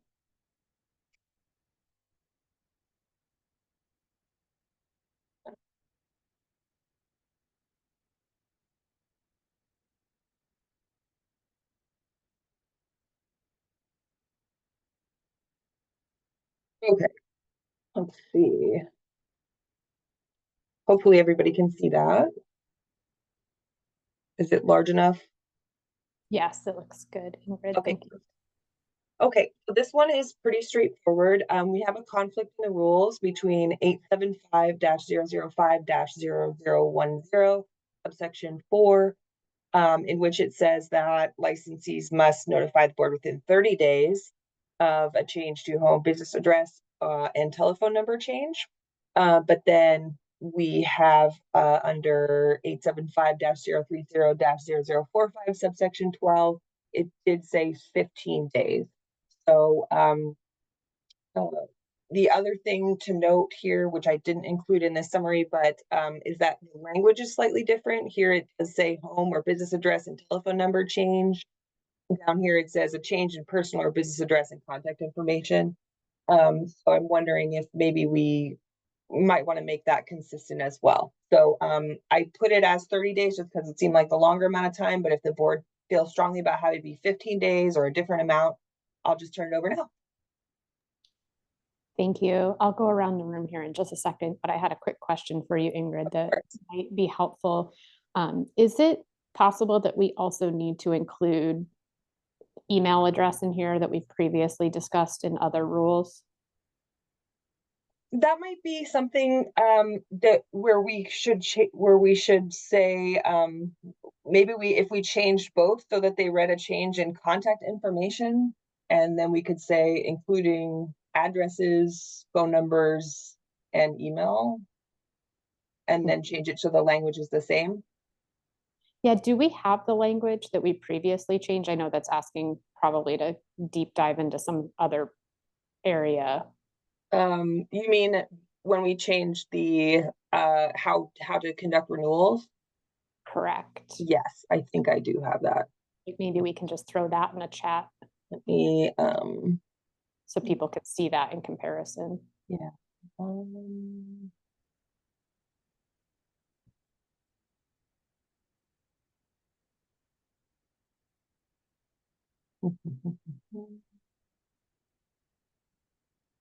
Can we, maybe this is ridiculous, but can we just make a definition under personal or contact information to be like phone number, address, email, and just under the definition statute, and then every time we say, you know, personal information, they can refer back, or does it need to be spelled out every time? I think that would probably be okay. I like the idea of having definitions. I know when I went to AAVSB, they were very much like, do the definitions, but it makes everybody's life better. Dr. Rinaldi or Dr. Wallace, do you have like personal contact information or personal and professional contact information? Would that be like a definition for personal contact and a definition for professional contact, and just Yeah, define I think two individually? that's good. Let me go around the rest of the room. Dr. Borzek. I was just trying to see if there was a definition in the Model Practice Acts, but I haven't found it yet. I'm supportive of changing the days and of making a definition to include email and address and phone number. And I think it should be, it seems like we want personal and professional if there's any changes to either. So Are you supportive of the longer day, the 30, or switching to the 15? I think 30. Yeah, I support 30. Okay. Natalie? Yeah, I like changing it to the 30 days, and I'm in, I would like the definition of personal and professional in there. You, Karen? Yep, I agree. 30 days and definitions of both contact informations. Thank you. Dr. Wallace, any additional comments? Okay. Brian? 30 days is pretty standard for the boards of pharmacy that I'm familiar with, so that's fine. My question, I guess, is regarding the contact information. Is this stuff publicly? Is it public knowledge? And I only ask because then we might want to delineate, you know, like the personal information, personal contact information, if that's publicly available, and maybe trying to protect the privacy of the licensees. Ingrid, can you speak to that? Yeah, go ahead. Ingrid, I had an idea along the same lines, Brian. Yeah, if we're going to get into these definitions, and again, I can look to see what other jurisdictions have done. But I was thinking along the same lines that we might want to put in there what we're using personal information for, and essentially it's for the licensing side, the application side, and just like in our licensing portal, they have their mailing address, their home address versus their professional address, and we have to be very careful as to where we're sending communications and what we're reaching out to, and it's so some of that language I think will have to be included in there, at least some some categorization of what the difference is and what it's used, how it's utilized, how it's used different by the agency. Sorry, Ingrid, if you did have something, please. Yeah, just didn't mean to interrupt you though. No, that's great. Since what we're talking about would require then making some changes to some rules that I haven't included in this document. I would love some guidance from the board on, are you directing us to make changes? Do you want me to try to make those, and when we come back to public session, I can have a modified version? I'm happy to do that. Or I could, we could bring it back at the next meeting after we've dove into definitions and added a definition and done some research on that. I guess, Ingrid, to answer your question, we definitely want to change the days. Okay. Because that's an error. I would think we want to capture that quickly. I'm just wondering everybody's perspective on changing it and maybe admit failure without good cause to notify the board within 30 days of a change in contact information, and just make it simpler. And then that's I- like anything, that's your email address. Personal information and business address kind of defines specific things. And I worry that we're not encapsulating all contact information. So I guess that's notify the board within 30 days of change in contact information in 4 up above and below. In this situation, I'm kind of advocating for that, keeping it simple. I think once we get into establishing these 2 different definitions of information, which may very well be a great pursuit, but I think if we do that, we're going to have to then go through and have to do a full rule review of wherever we establish and refer to, any kind of personal or professional information, which we can do. But I think at first stab here, if we could focus on that, and then maybe as we're able to look into it, we could establish a couple different versions. We'd come back to the board with, a couple different versions of things. But at risk of not getting it, not trying to cast the net too wide with the definitions, that might get a little bit more thorny than we're ready to do right now. Just my thought. So Pete, just to confirm, just so we're all on the same page, if we corrected the 30 days to be consistent in both sections of these 2 rules, as well as changing any of the home, business, telephone number to just contact information in general, that would suffice in these rules, and then we can address having specific definitions around what contact information is at a later date. That's my initial thought, but Ingrid, I'd love to hear what you think, and then board members, of course, too. Yeah, then we'll go back around.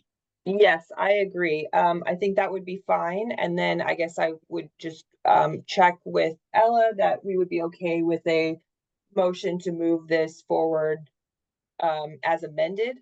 And then I won't make those changes live, but I can make them before we submit it to OARD.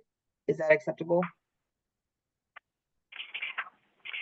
Yes, I think as long as it's clear what the board is voting on. So I think I would want to make sure that whatever changes you have capture, what the board would like to see. And just to confirm, this would be a vote to sort of initiate the rulemaking process and sort of submit that notice of public rulemaking. Is that right? That is correct. Yeah. Okay. Just making sure I'm in the right place with you all procedurally. So yes, I think as long as you make it clear what they're voting on, then I think a vote to move forward would be fine. Okay. I'm going to finish out the room. I know there's some people that I missed. I think I was on Napoli. Did I give you an opportunity? Yeah, I'll just go with what the majority wants to do. Okay, Karen? I think your suggestion was good, Allison. I think everybody understands what contact information is, and I think that's clearer. Okay. Dr. Wallace, we heard from you. Brian? Yeah, I mean, I spoke already, and I'm fine with what Ingrid had suggested. Great. Dr. Rinaldi? I agree. I don't have anything else to add. I'm on board with what's been discussed. Dr. Borzek? I'm also on board with this. Dr. Wallace, did you have any other comments?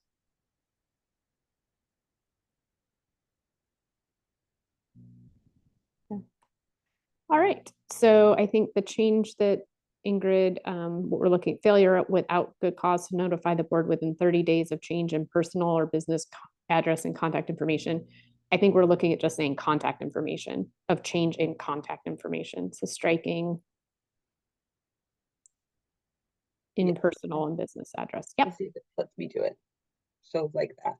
Yep. Failure without good cause to notify the board within 30 days of a change in contact information. And then up above at 4, similar language. Okay. Of a change in contact information. Change. I have a question kind of directed towards Karen on that. does change in, like, is change of sound more correct? Change in sounds weird to me for some reason, and I don't know if I'm just, No, I think you're right, Brian, but we'll get Karen's input. Of any change change to contact information, of any change to contact. Or notify the board within 30 days if how about if contact information changes? Perfect. Thank you, Brian, for catching that, and Karen for wordsmithing it for us. And then I will echo that down here as well. If contact information page.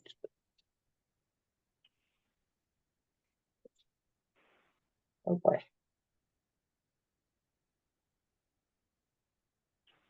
Ingrid, did that help get where we needed to get for the questions you had today? Yes, it did. And I believe now, and again, I'll refer to Pete and Elle on this, but what we need now is a motion to move this, these two rules as amended, 875-005-0010 and 875-030-0045 as amended to public rulemaking. Is that correct? Yes, you do need a vote, and I think it could be to whatever your normal vote language for initiating rulemaking. Okay. Thank you. So do I have a motion to move into rulemaking with OAR 875-005-0010 and OAR 875-030-0045 for the two sections that were discussed and amended today? I so move. Dr. Rinaldi moves. Do I have a second? I'll second. Karen seconds. All those in favor, Dr. Borzek? Aye. Natalie? Aye. Karen? Aye. Dr. Wallace? Aye. Brian? Aye. Dr. Rinaldi? Aye. Dr. Lamb? Aye. Motion passes. Thank you, Ingrid. Thank you. We can move on to B. Okay, move on to B. Oops, I'm scrolled down. And hopefully everybody can see that. I just switched tabs. Yes. So this is a separate issue. We had an earlier conversation, care of you, Dr. Lamb, about placing the endotracheal tube and intubation. So just being clear, this is a separate issue. We've addressed this before, but unfortunately last time we didn't quite close the loop on getting a vote through. And we also were alerted to an issue that we discussed last time, but we decided to table. So it would be nice to at least address both those issues and get a vote on this one if possible. So as we talked about last time, there's another conflict we suspect in the rules between 875-030-0040, where under the supervision of veterinary technicians, they are permitted to place an endotracheal tube for the purpose of delivering oxygen and anesthetic gas to the patient requiring inhalant anesthesia. However, in a separate rule where it talks about student interns, we had discussed adding this so that it would be consistent. And last time the board was supportive of that decision. Where we've run into an issue is under number 3,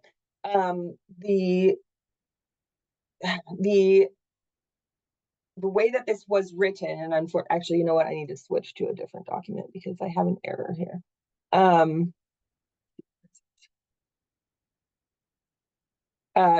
This is sorry, I made an error when I made this document, but right now the language reads veterinary school student interns enroll, and it says may perform the following acts.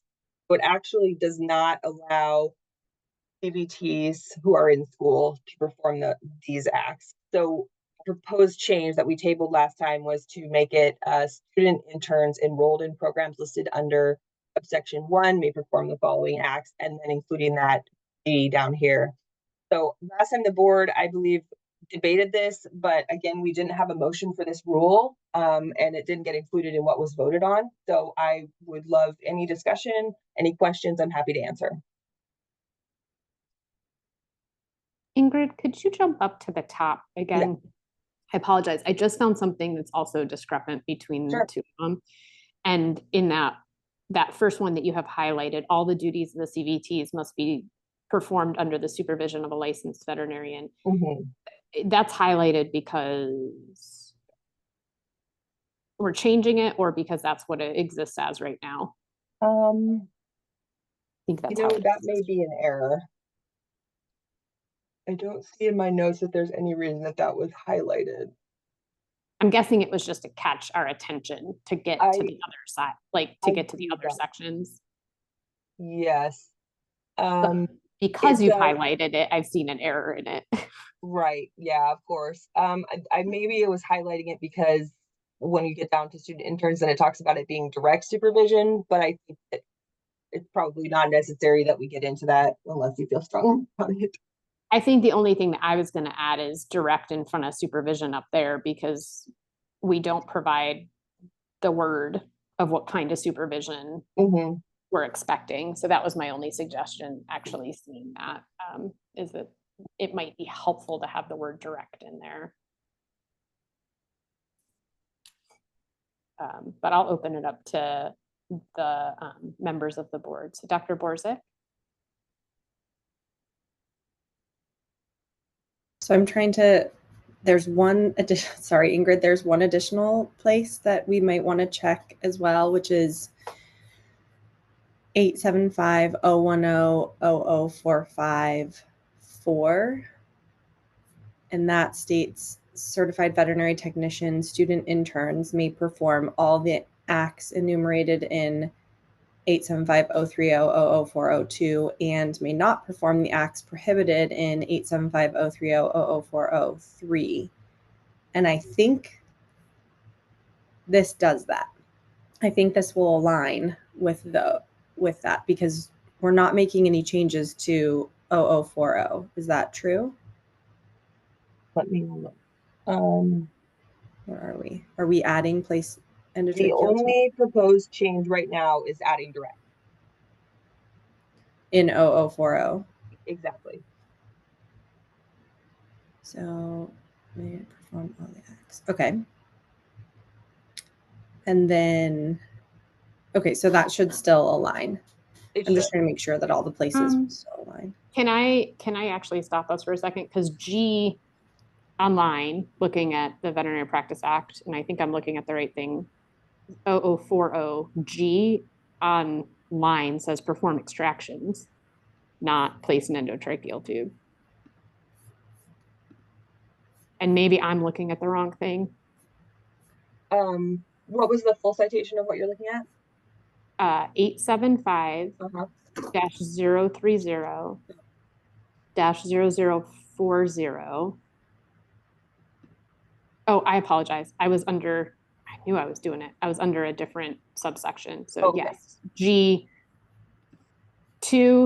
little a, big A, the numbering, the lettering is a bit odd under there. So sorry, I was looking at a different G. No problem. So yes, back to what Dr. Borzik was saying, the only change that we are now proposing would be adding this direct here. The change that we've made to this rule or proposed to make is actually down here under 010-0045. 0045. Okay, so then that should line up with what with this other section that talks about interns. Exactly. Okay, great. Ingrid, can I ask you a rules question about labeling on the 0040 above? Yeah. Just because I got caught by it just now. Are our rules, like it goes to little a, big B, little b, big A, big B, like, yeah. Is that correct? Because it is correct. Without the indentations, I get confused. Yes, it is correct. And the people at OARD are really terrific about checking that and making sure that we've done it right. They kick it back to me if it's not correct. And then happily, I am under the statutory minor corrections. We are able to make any numbering corrections without having to bring it back to the board for another vote. Okay, perfect. Thanks. It's just one of those ones that catches us. That one is pretty goofy. All right, thank you. Nathalie?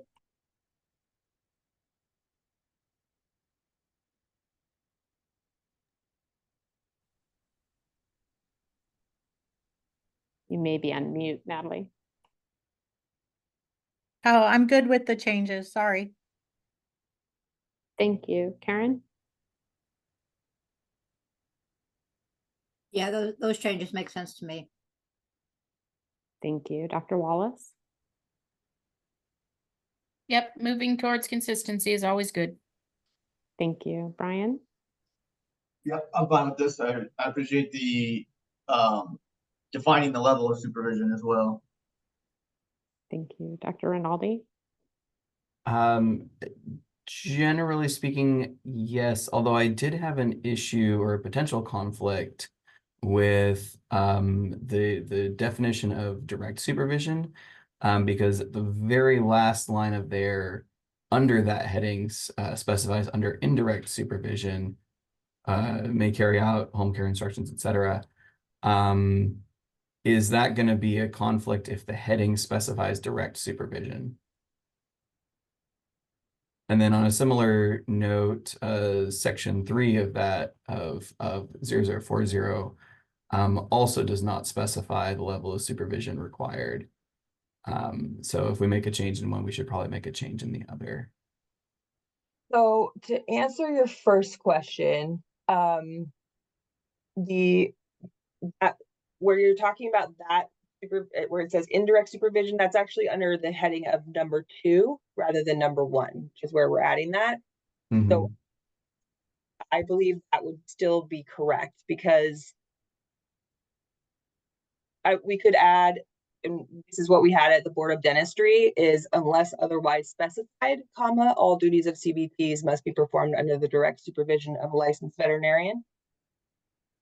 I think that would help, because you've got section 1 that says direct, and then section 2, it says all duties of CBTs must be performed under direct, and then under section 2 it says under indirect. I don't know, it does seem like there's a conflict, but I like the other unless otherwise specified. And then do we just want to add direct to the supervision under section 3? Here we go.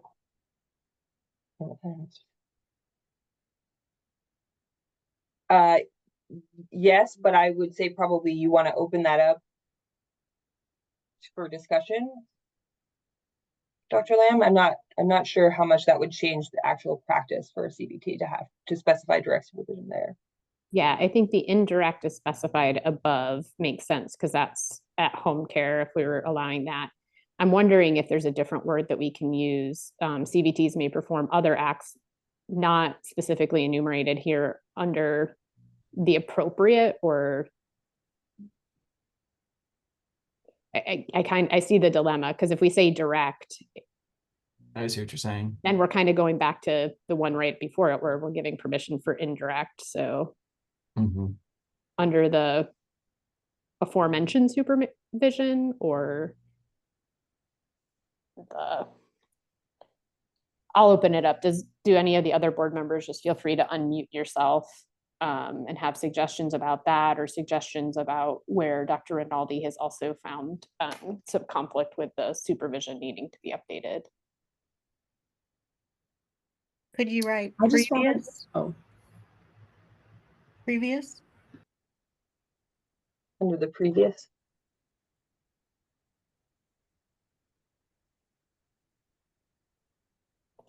I just wanted to question whether we really want to make that direct supervision. So our definition of supervision, which is how it's written now, is that each act shall be performed by any employee or volunteer in the practice only after receiving specific directions from a licensed veterinarian.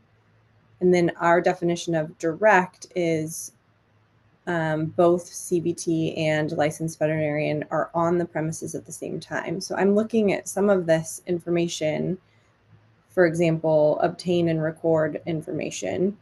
And I'm thinking, I can think of quite a few situations where I don't want to necessarily have to be there physically in the clinic. And I can think of a lot of situations where it would be beneficial for for the broader definition of just supervision to stand.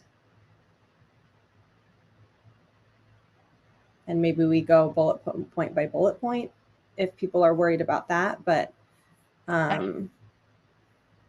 putting direct supervision in 875-030-00401 kind of substantially changes the Practice Act.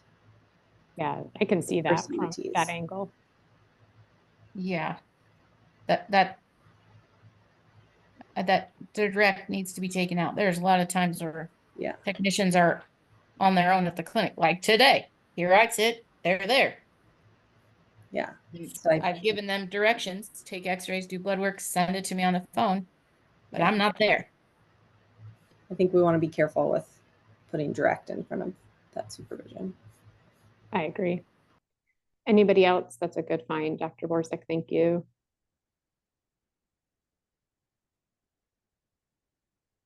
So then we probably don't need this either.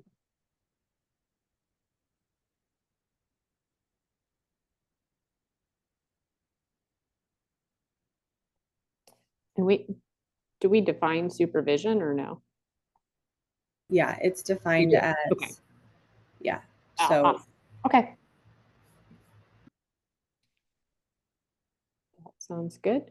So the proposed change, Ingrid, if we can go back to that, just since we've been back and forth a little bit, just so that everybody gets to see the specific, is just adding the place the endotracheal tube and the second one to, and the enrolled in the programs listed in one, to remove the veterinary school and make it broader for CVTs and veterinary students to be encompassed in this rule. Correct. And then the previous comment that we discussed at the previous board meeting about including the endotracheal tube in this rule to be consistent with the other rule. Is that correct? That is correct. Okay. Can I ask one more question? Absolutely. Is this a situation where intern is problematic? Where people, right? Because is it the intern license that we're talking about? Or is it an intern, right? Is this one of those examples? Has staff received questions about this? Or I don't think well, I don't know about the questions, but it's definitely where the word intern is used in a way that brings up questions. So thank you for sharing that. so yeah, I don't know. I mean, do we want it while we're here? Do we want to, instead of using the term intern, do we want to use student in a, what is the wording up there? In a student intern program. So student in a program, I don't know. I have to think about that for a minute. Max has his hand up, so I'm gonna let him talk. Go ahead, Dr. Rinaldi. I think Dr. Borzek and I are both like scanning through the Model Practice Act intermittently here. The Model Practice Act, or when they talk about students, they specifically just say veterinary student and veterinary technician student, but they don't use the word intern. I agree. I think that's kind of a problematic term. I was just reading through subsection 1. I think it would be better. I think it would be better to replace the word student intern with veterinary student or veterinary technician student.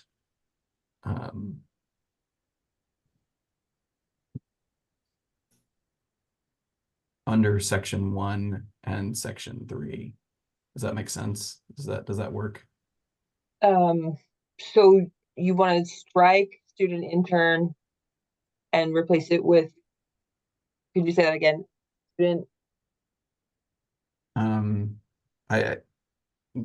Veterinary student or veterinary technician student.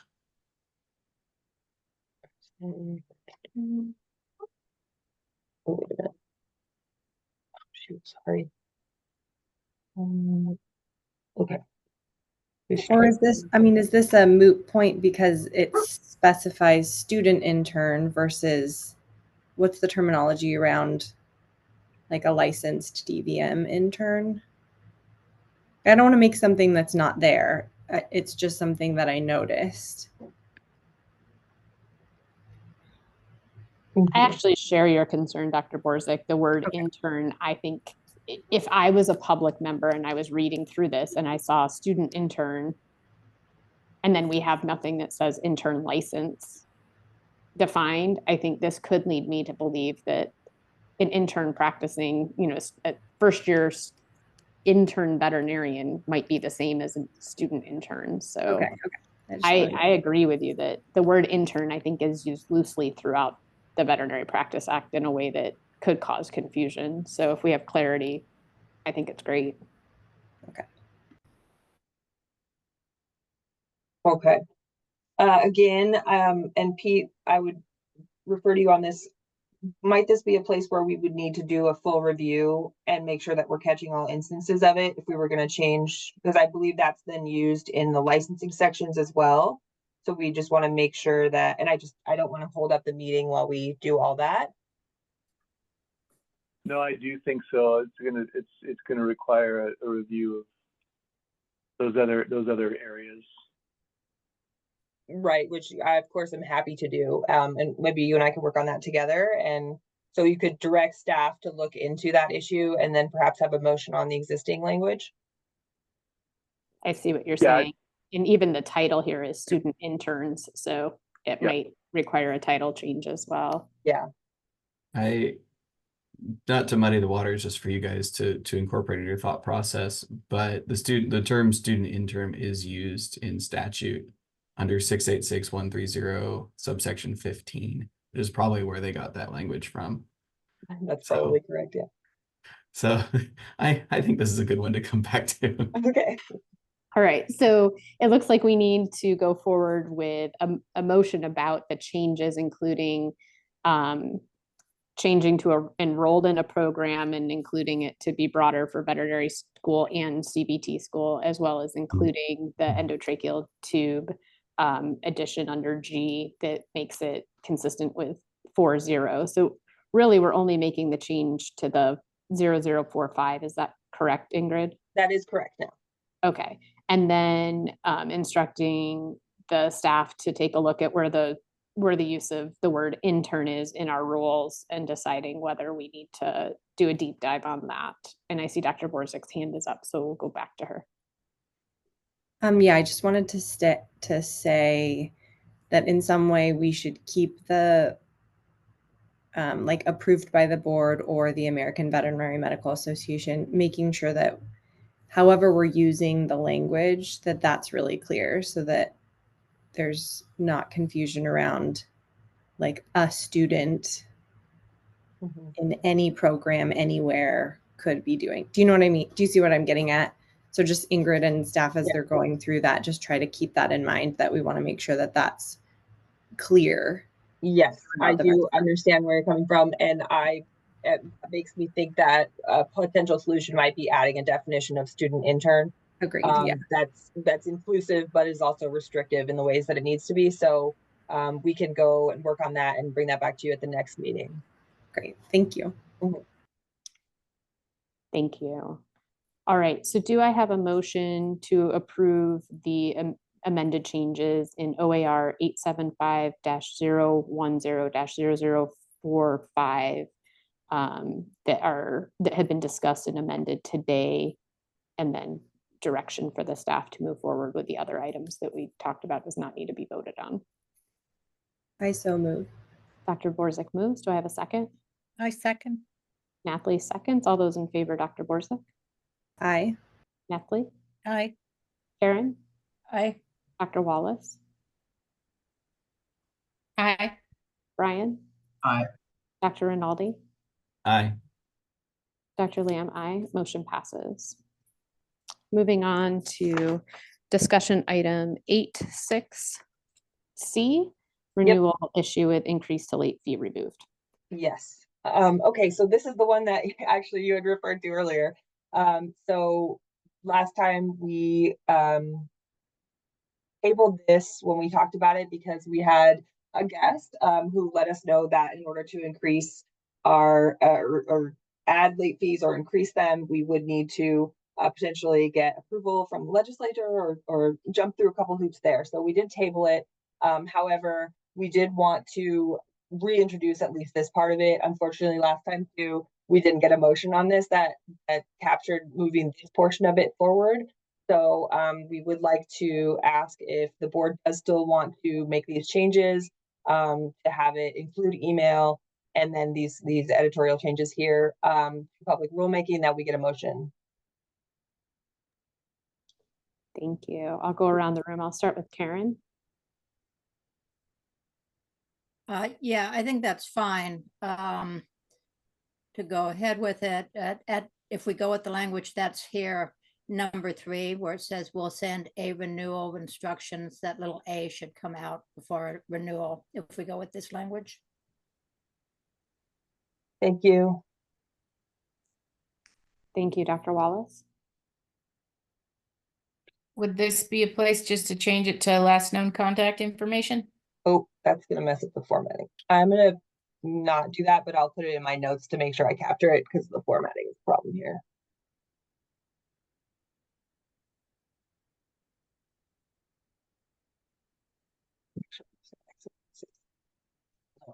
Sorry about that. I'm sorry, what was the question?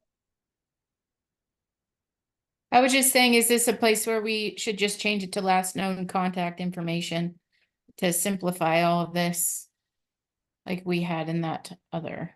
Yeah, we could definitely do that.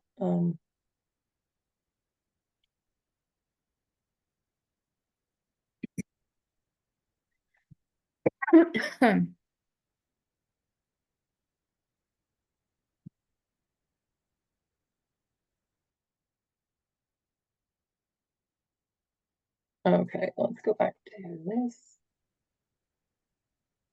This is why I don't like doing editing in Adobe. It often causes problems. I'm so sorry about that. And it does not have an undo feature when you do that either. So you just have to like close it and then reopen it again. Okay.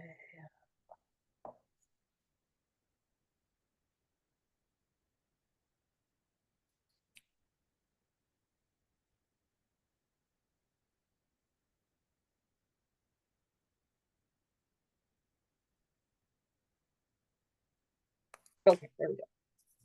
Okay, so you wanted to strike this A. I won't do it here, but I will then also change to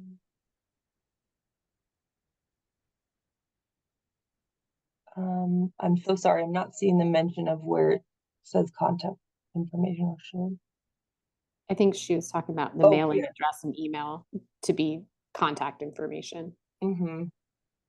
To last known contact information. We could do that. I wish that we had Brooke here to kind of weigh in on that.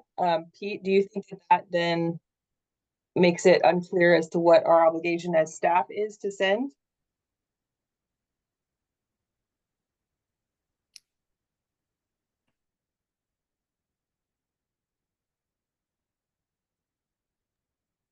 Pete, you may be on mute if you're trying to communicate with us. Thanks, sorry. Yeah, no, I'd like to have Brooke's input on it, but let's talk it through here.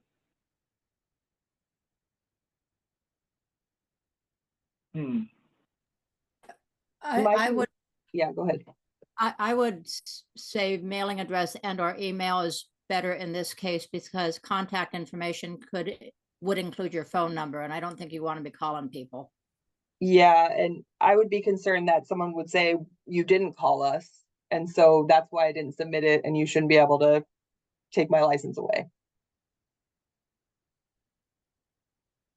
So what I hear us saying is that the 2 methods of contact about renewals would be either via mailing address or email, and that would be the only 2 methods that we would ever use. And so specifying those might protect us. I think that's important for licensing.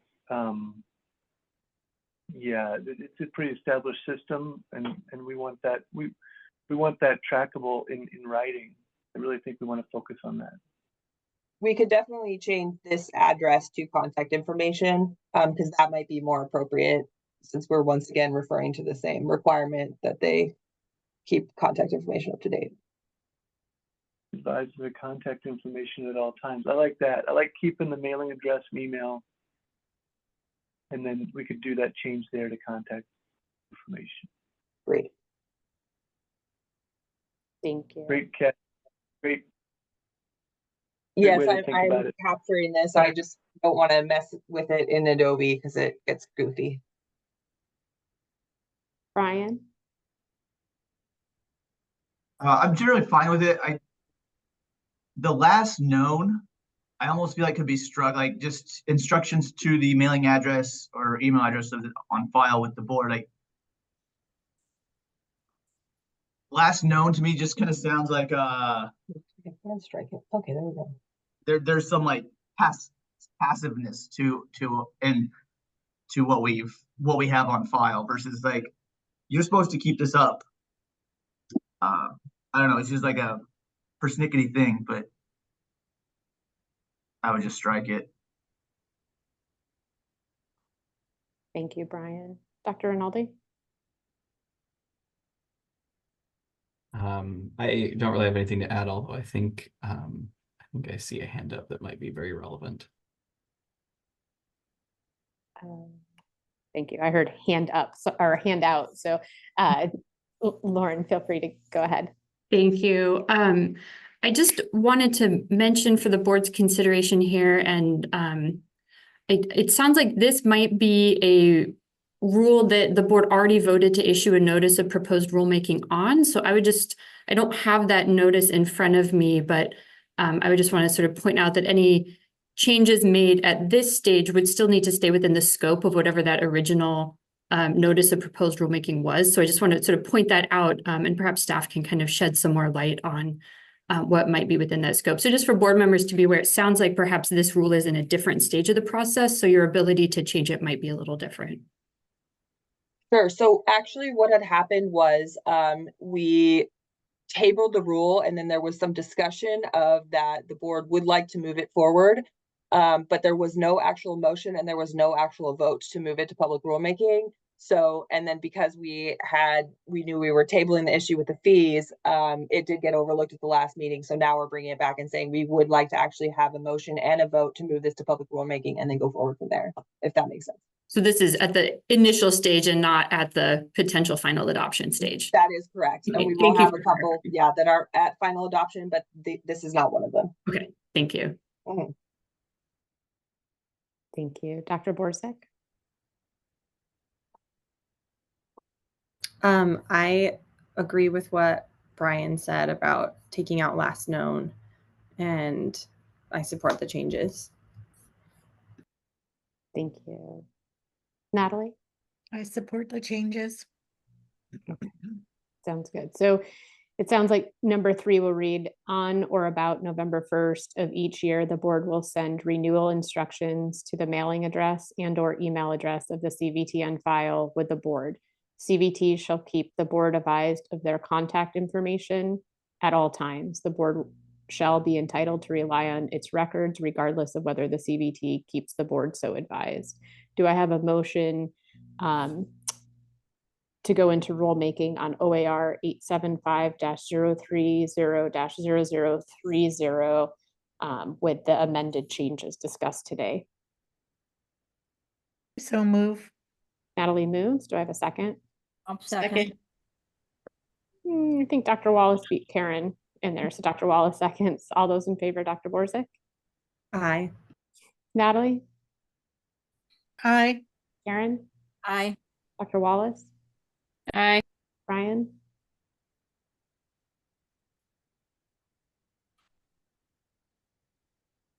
Brian, I'm not sure we captured your vote.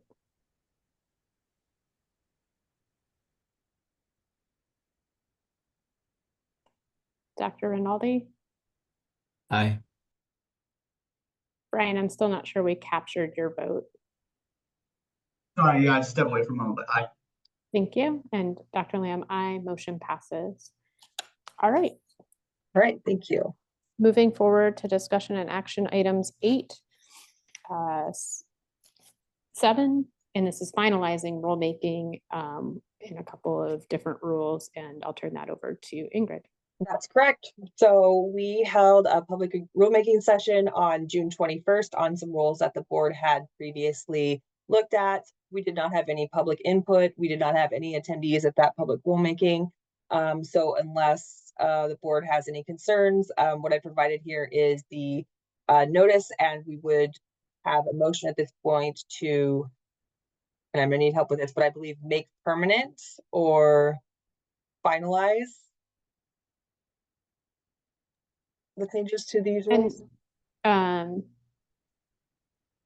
Ingrid, can you share with us what the change was in these? Like, can we go back Sure. up to the top and just Yeah. share that with the board, just so we know which one we're on? Absolutely. So this captures quite a number of things, but primarily, we added a definition of continuing education, and then we referred to it in a different section. So there were 2 rules modified there. And then we also amended renewal procedures for veterinarians that, let's see what the exact change was.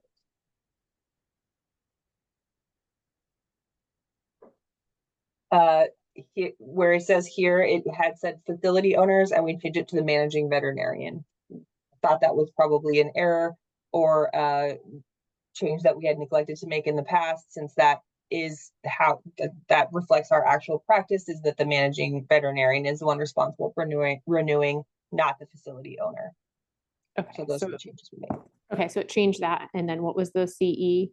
Yeah, we added a definition of continuing education, and then under our definition section, which is 875-005-0005. And then we also added reference to that newly created definition under continuing education requirements, thinking that if a veterinarian was looking at what their CE requirement was, they might not look at definition, but then we would have a reference to refer them to that, so they would know exactly how we define it. Gotcha. So it's the CE after their curriculum ended, correct? Correct. That is correct. Yeah, and I can. And we got no public, there was no additional public comment on any of these, correct? No additional public comment, no pushback, and no new information received, and no attendees at the meeting. Perfect. Sounds good. I'll just go around the room. Dr. Borzek? I'm just going to ask, does anybody have any comments or concerns about any of these? And then we could just do a motion to move forward, because we've already discussed these, but I don't want to cut anybody off, but it's probably going to be. And if anyone needs more clarity, I know it's been a big gap between the last meeting and this meeting.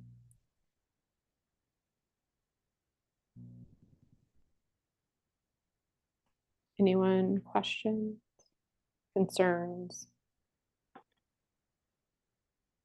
All right, so would somebody like to move to approve the finalized rulemaking of OAR 875-005-0005 and OAR 875-010-0090 in regards to continuing education requirements, and OAR 875-010-0065 regarding the managing veterinarian being responsible for the facility license? I'll move. So move. Was that Karen? Yeah. Thank you. Do I have a second? I second. Dr. Borzek seconds. All those in favor, Dr. Borzek? Aye. Natalie? Aye. Karen? Aye. Dr. Wallace? Aye. Brian? Aye. Dr. Rinaldi? Aye. Dr. Lamb? Aye. Motion passes for final rulemaking on those 3 rules. Thank you very much.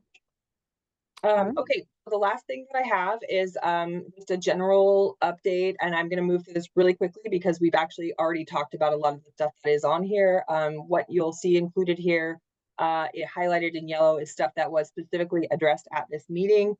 So that includes moving this forward, the definition for continuing education. Did we talk about that, Ingrid? I don't have that as a. Do we miss an item? I don't have that as an action item. I think I might have jumped ahead. I'm so sorry. Let me see here. That's okay. Yes, I did. I apologize. Back here.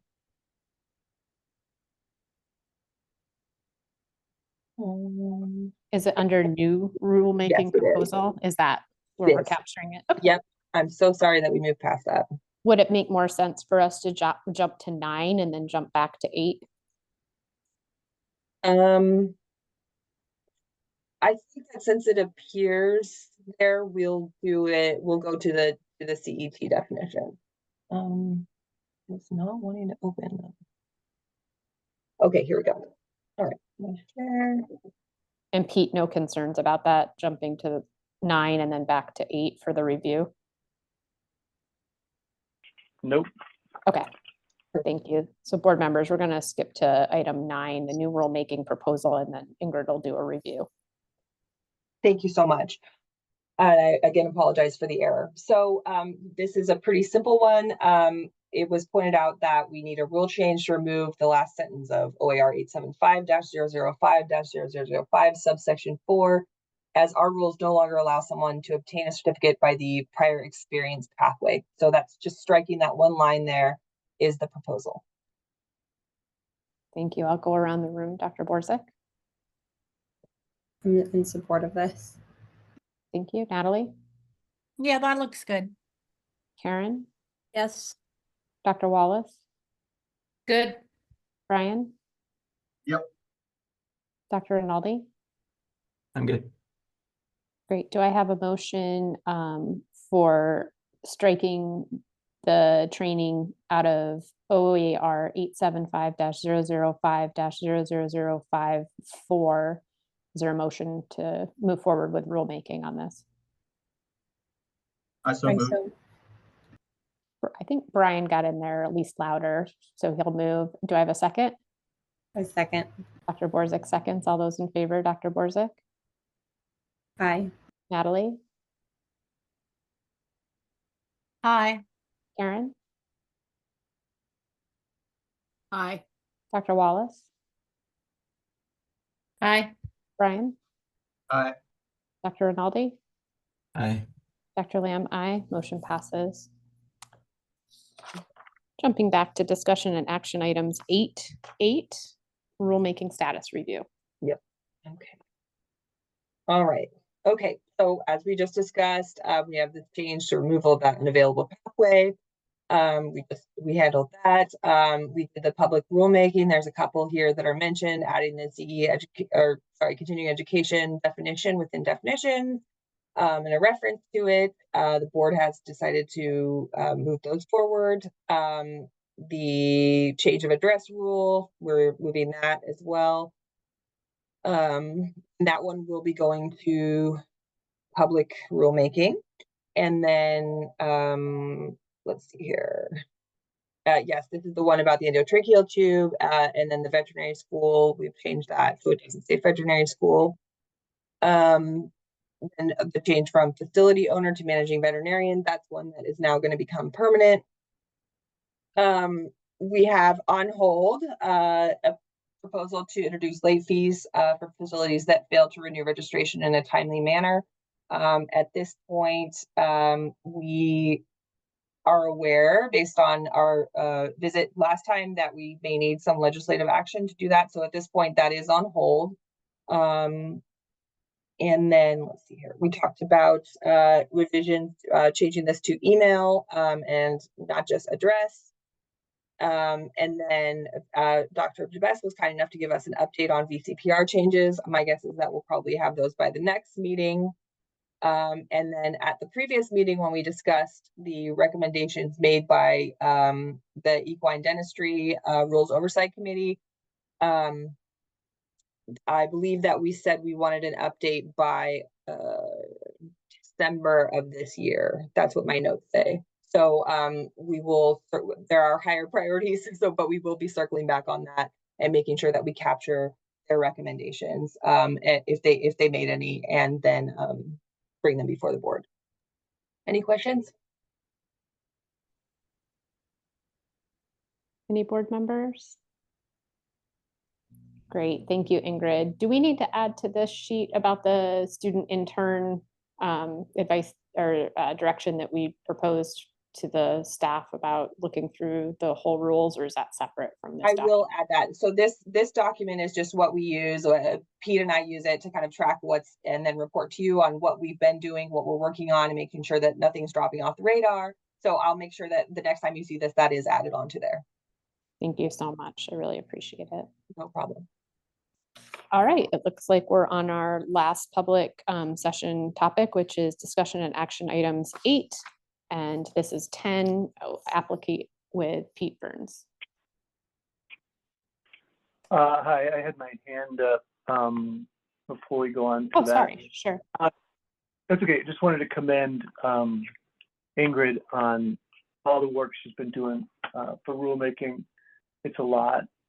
We pushed through, I think, approximately 7 different rule changes since she started, and she's really taken a lead on that. And she manages it. She's just, it's a lot of plates spinning, and there's a lot of constant input from different directions, and she's just doing a great job with that. So I want to commend her. Great job, Ingrid. Thank you. Thank you very much. Yes, thank you very much, Ingrid, on behalf of the board. It definitely, our rules are complicated, and it's nice to have somebody managing all the ins and outs of the directions that they're taking.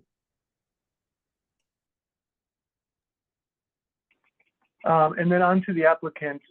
This was in our, it's in your packet. And I can share the screen if you want to look at this. But we discussed this in it's introduction. It's an introduction in because we did public first and then or executive first and then came into public. This is to introduce the topic of an applicant with some extra information for you guys to review, and then we discussed this yesterday in executive session. Great, thanks, Pete. So this is just informational that we're discussing application and executive, and we'll come back and vote on the specifics of that case exteriorly in the public session when we do all of our voting on cases. Is that correct in my understanding? Correct. Yes. Great, thank you. Well, if nobody has anything else at the current time for the public session, no board members or staff, I believe we don't have any additional public on the call at this time. My suggestion is, Pete, are you okay if we do lunch early and then just jump into executive instead of kind of going into executive, getting kind of a little bit and then having to break for lunch? Does that sound good to board members? So maybe meet back in executive session at 12:30 and we'll run through the remaining cases that we have and any other action items that need to happen in the executive session. Do we need to come back into public and then go into executive, Ella, or can we read into executive? I would suggest meeting in public and then reading the bases to go into executive session. I think the closer in time to the actual executive session, I think would be preferable. So if it's not a huge problem for everybody here, if we could meet back at public session very briefly to then go into executive session, that would probably be best. Okay, that sounds wonderful. Board members, if everybody's on board at 12:30 on the public link to the Zoom, and then we'll read into the executive session and go back out at that time. All right, see you all at 12:30 in public. Thanks, bye-bye.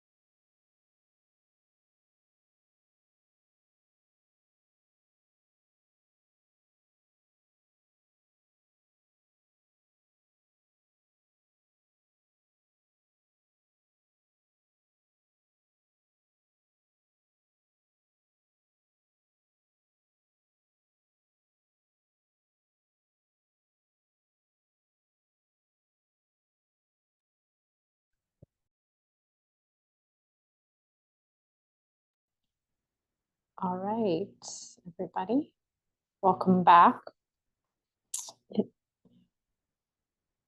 We're still in recording mode, and it is Friday, August 23rd, 2024. We're in the Oregon Veterinary Medical Examining Board public session. I think there's a couple more people that we'll let trickle on here before we'll do the official reading over into executive session. So I'll just give them a couple more minutes. Thank you.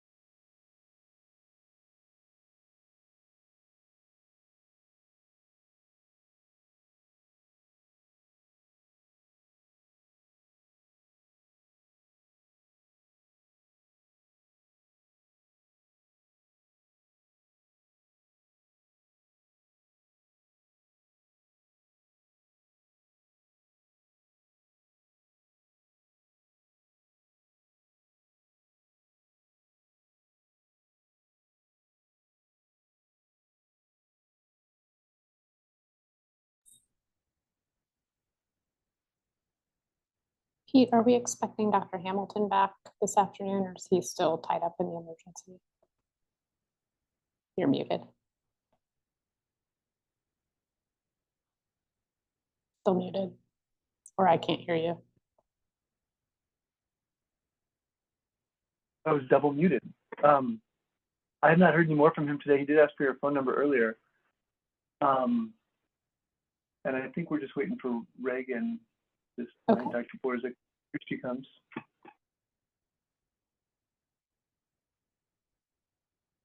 And I got a question from Ella in email. Ella is going to respond to you. Yeah, and I think, Pete, if you want to respond in email, that's fine, because I think we're still in public session in the meeting right now. Fair enough. Yep. Thank you. I'm sorry, was that an email for me or to Pete? I'll CC you on that. Okay, thank you.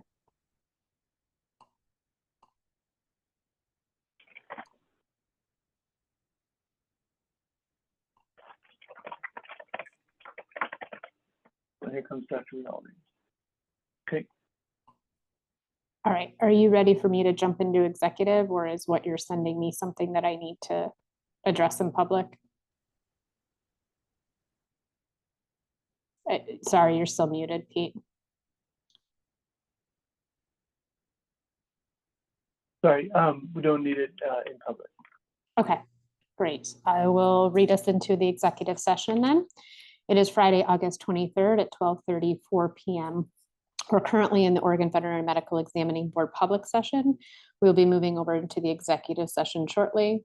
The executive session, the Oregon Veterinary Medical Examining Board will now go into executive session pursuant to ORS 192.6602 little f, ORS 192.6602 little l, ORS 192.6602 little h, ORS 684.185, 676.1751, and 684.10010 concerning discipline, litigation, and exempt public records. The board will also go into executive session to consider test questions, scoring keys, and other data used to administer a licensing exam, which are exempt from public disclosure under ORS 192.3454 for the basis of executive session under ORS 192.6602 little f. The board will also go into executive session to review and evaluate the employment-related performance of the board's executive director under ORS 192.6602 little I. Representatives of the news media and designated staff will be allowed to attend the executive session. All other members of the audience are asked to leave the room. Representatives of the news media are specifically directed not to report on any of the deliberations during the executive session except to state the general subjects of the session as previously announced. No decisions will be made in executive session. At the end of executive session, we will return to open session and welcome the audience back into the room. Thank you, everybody. We'll see you in the executive session room.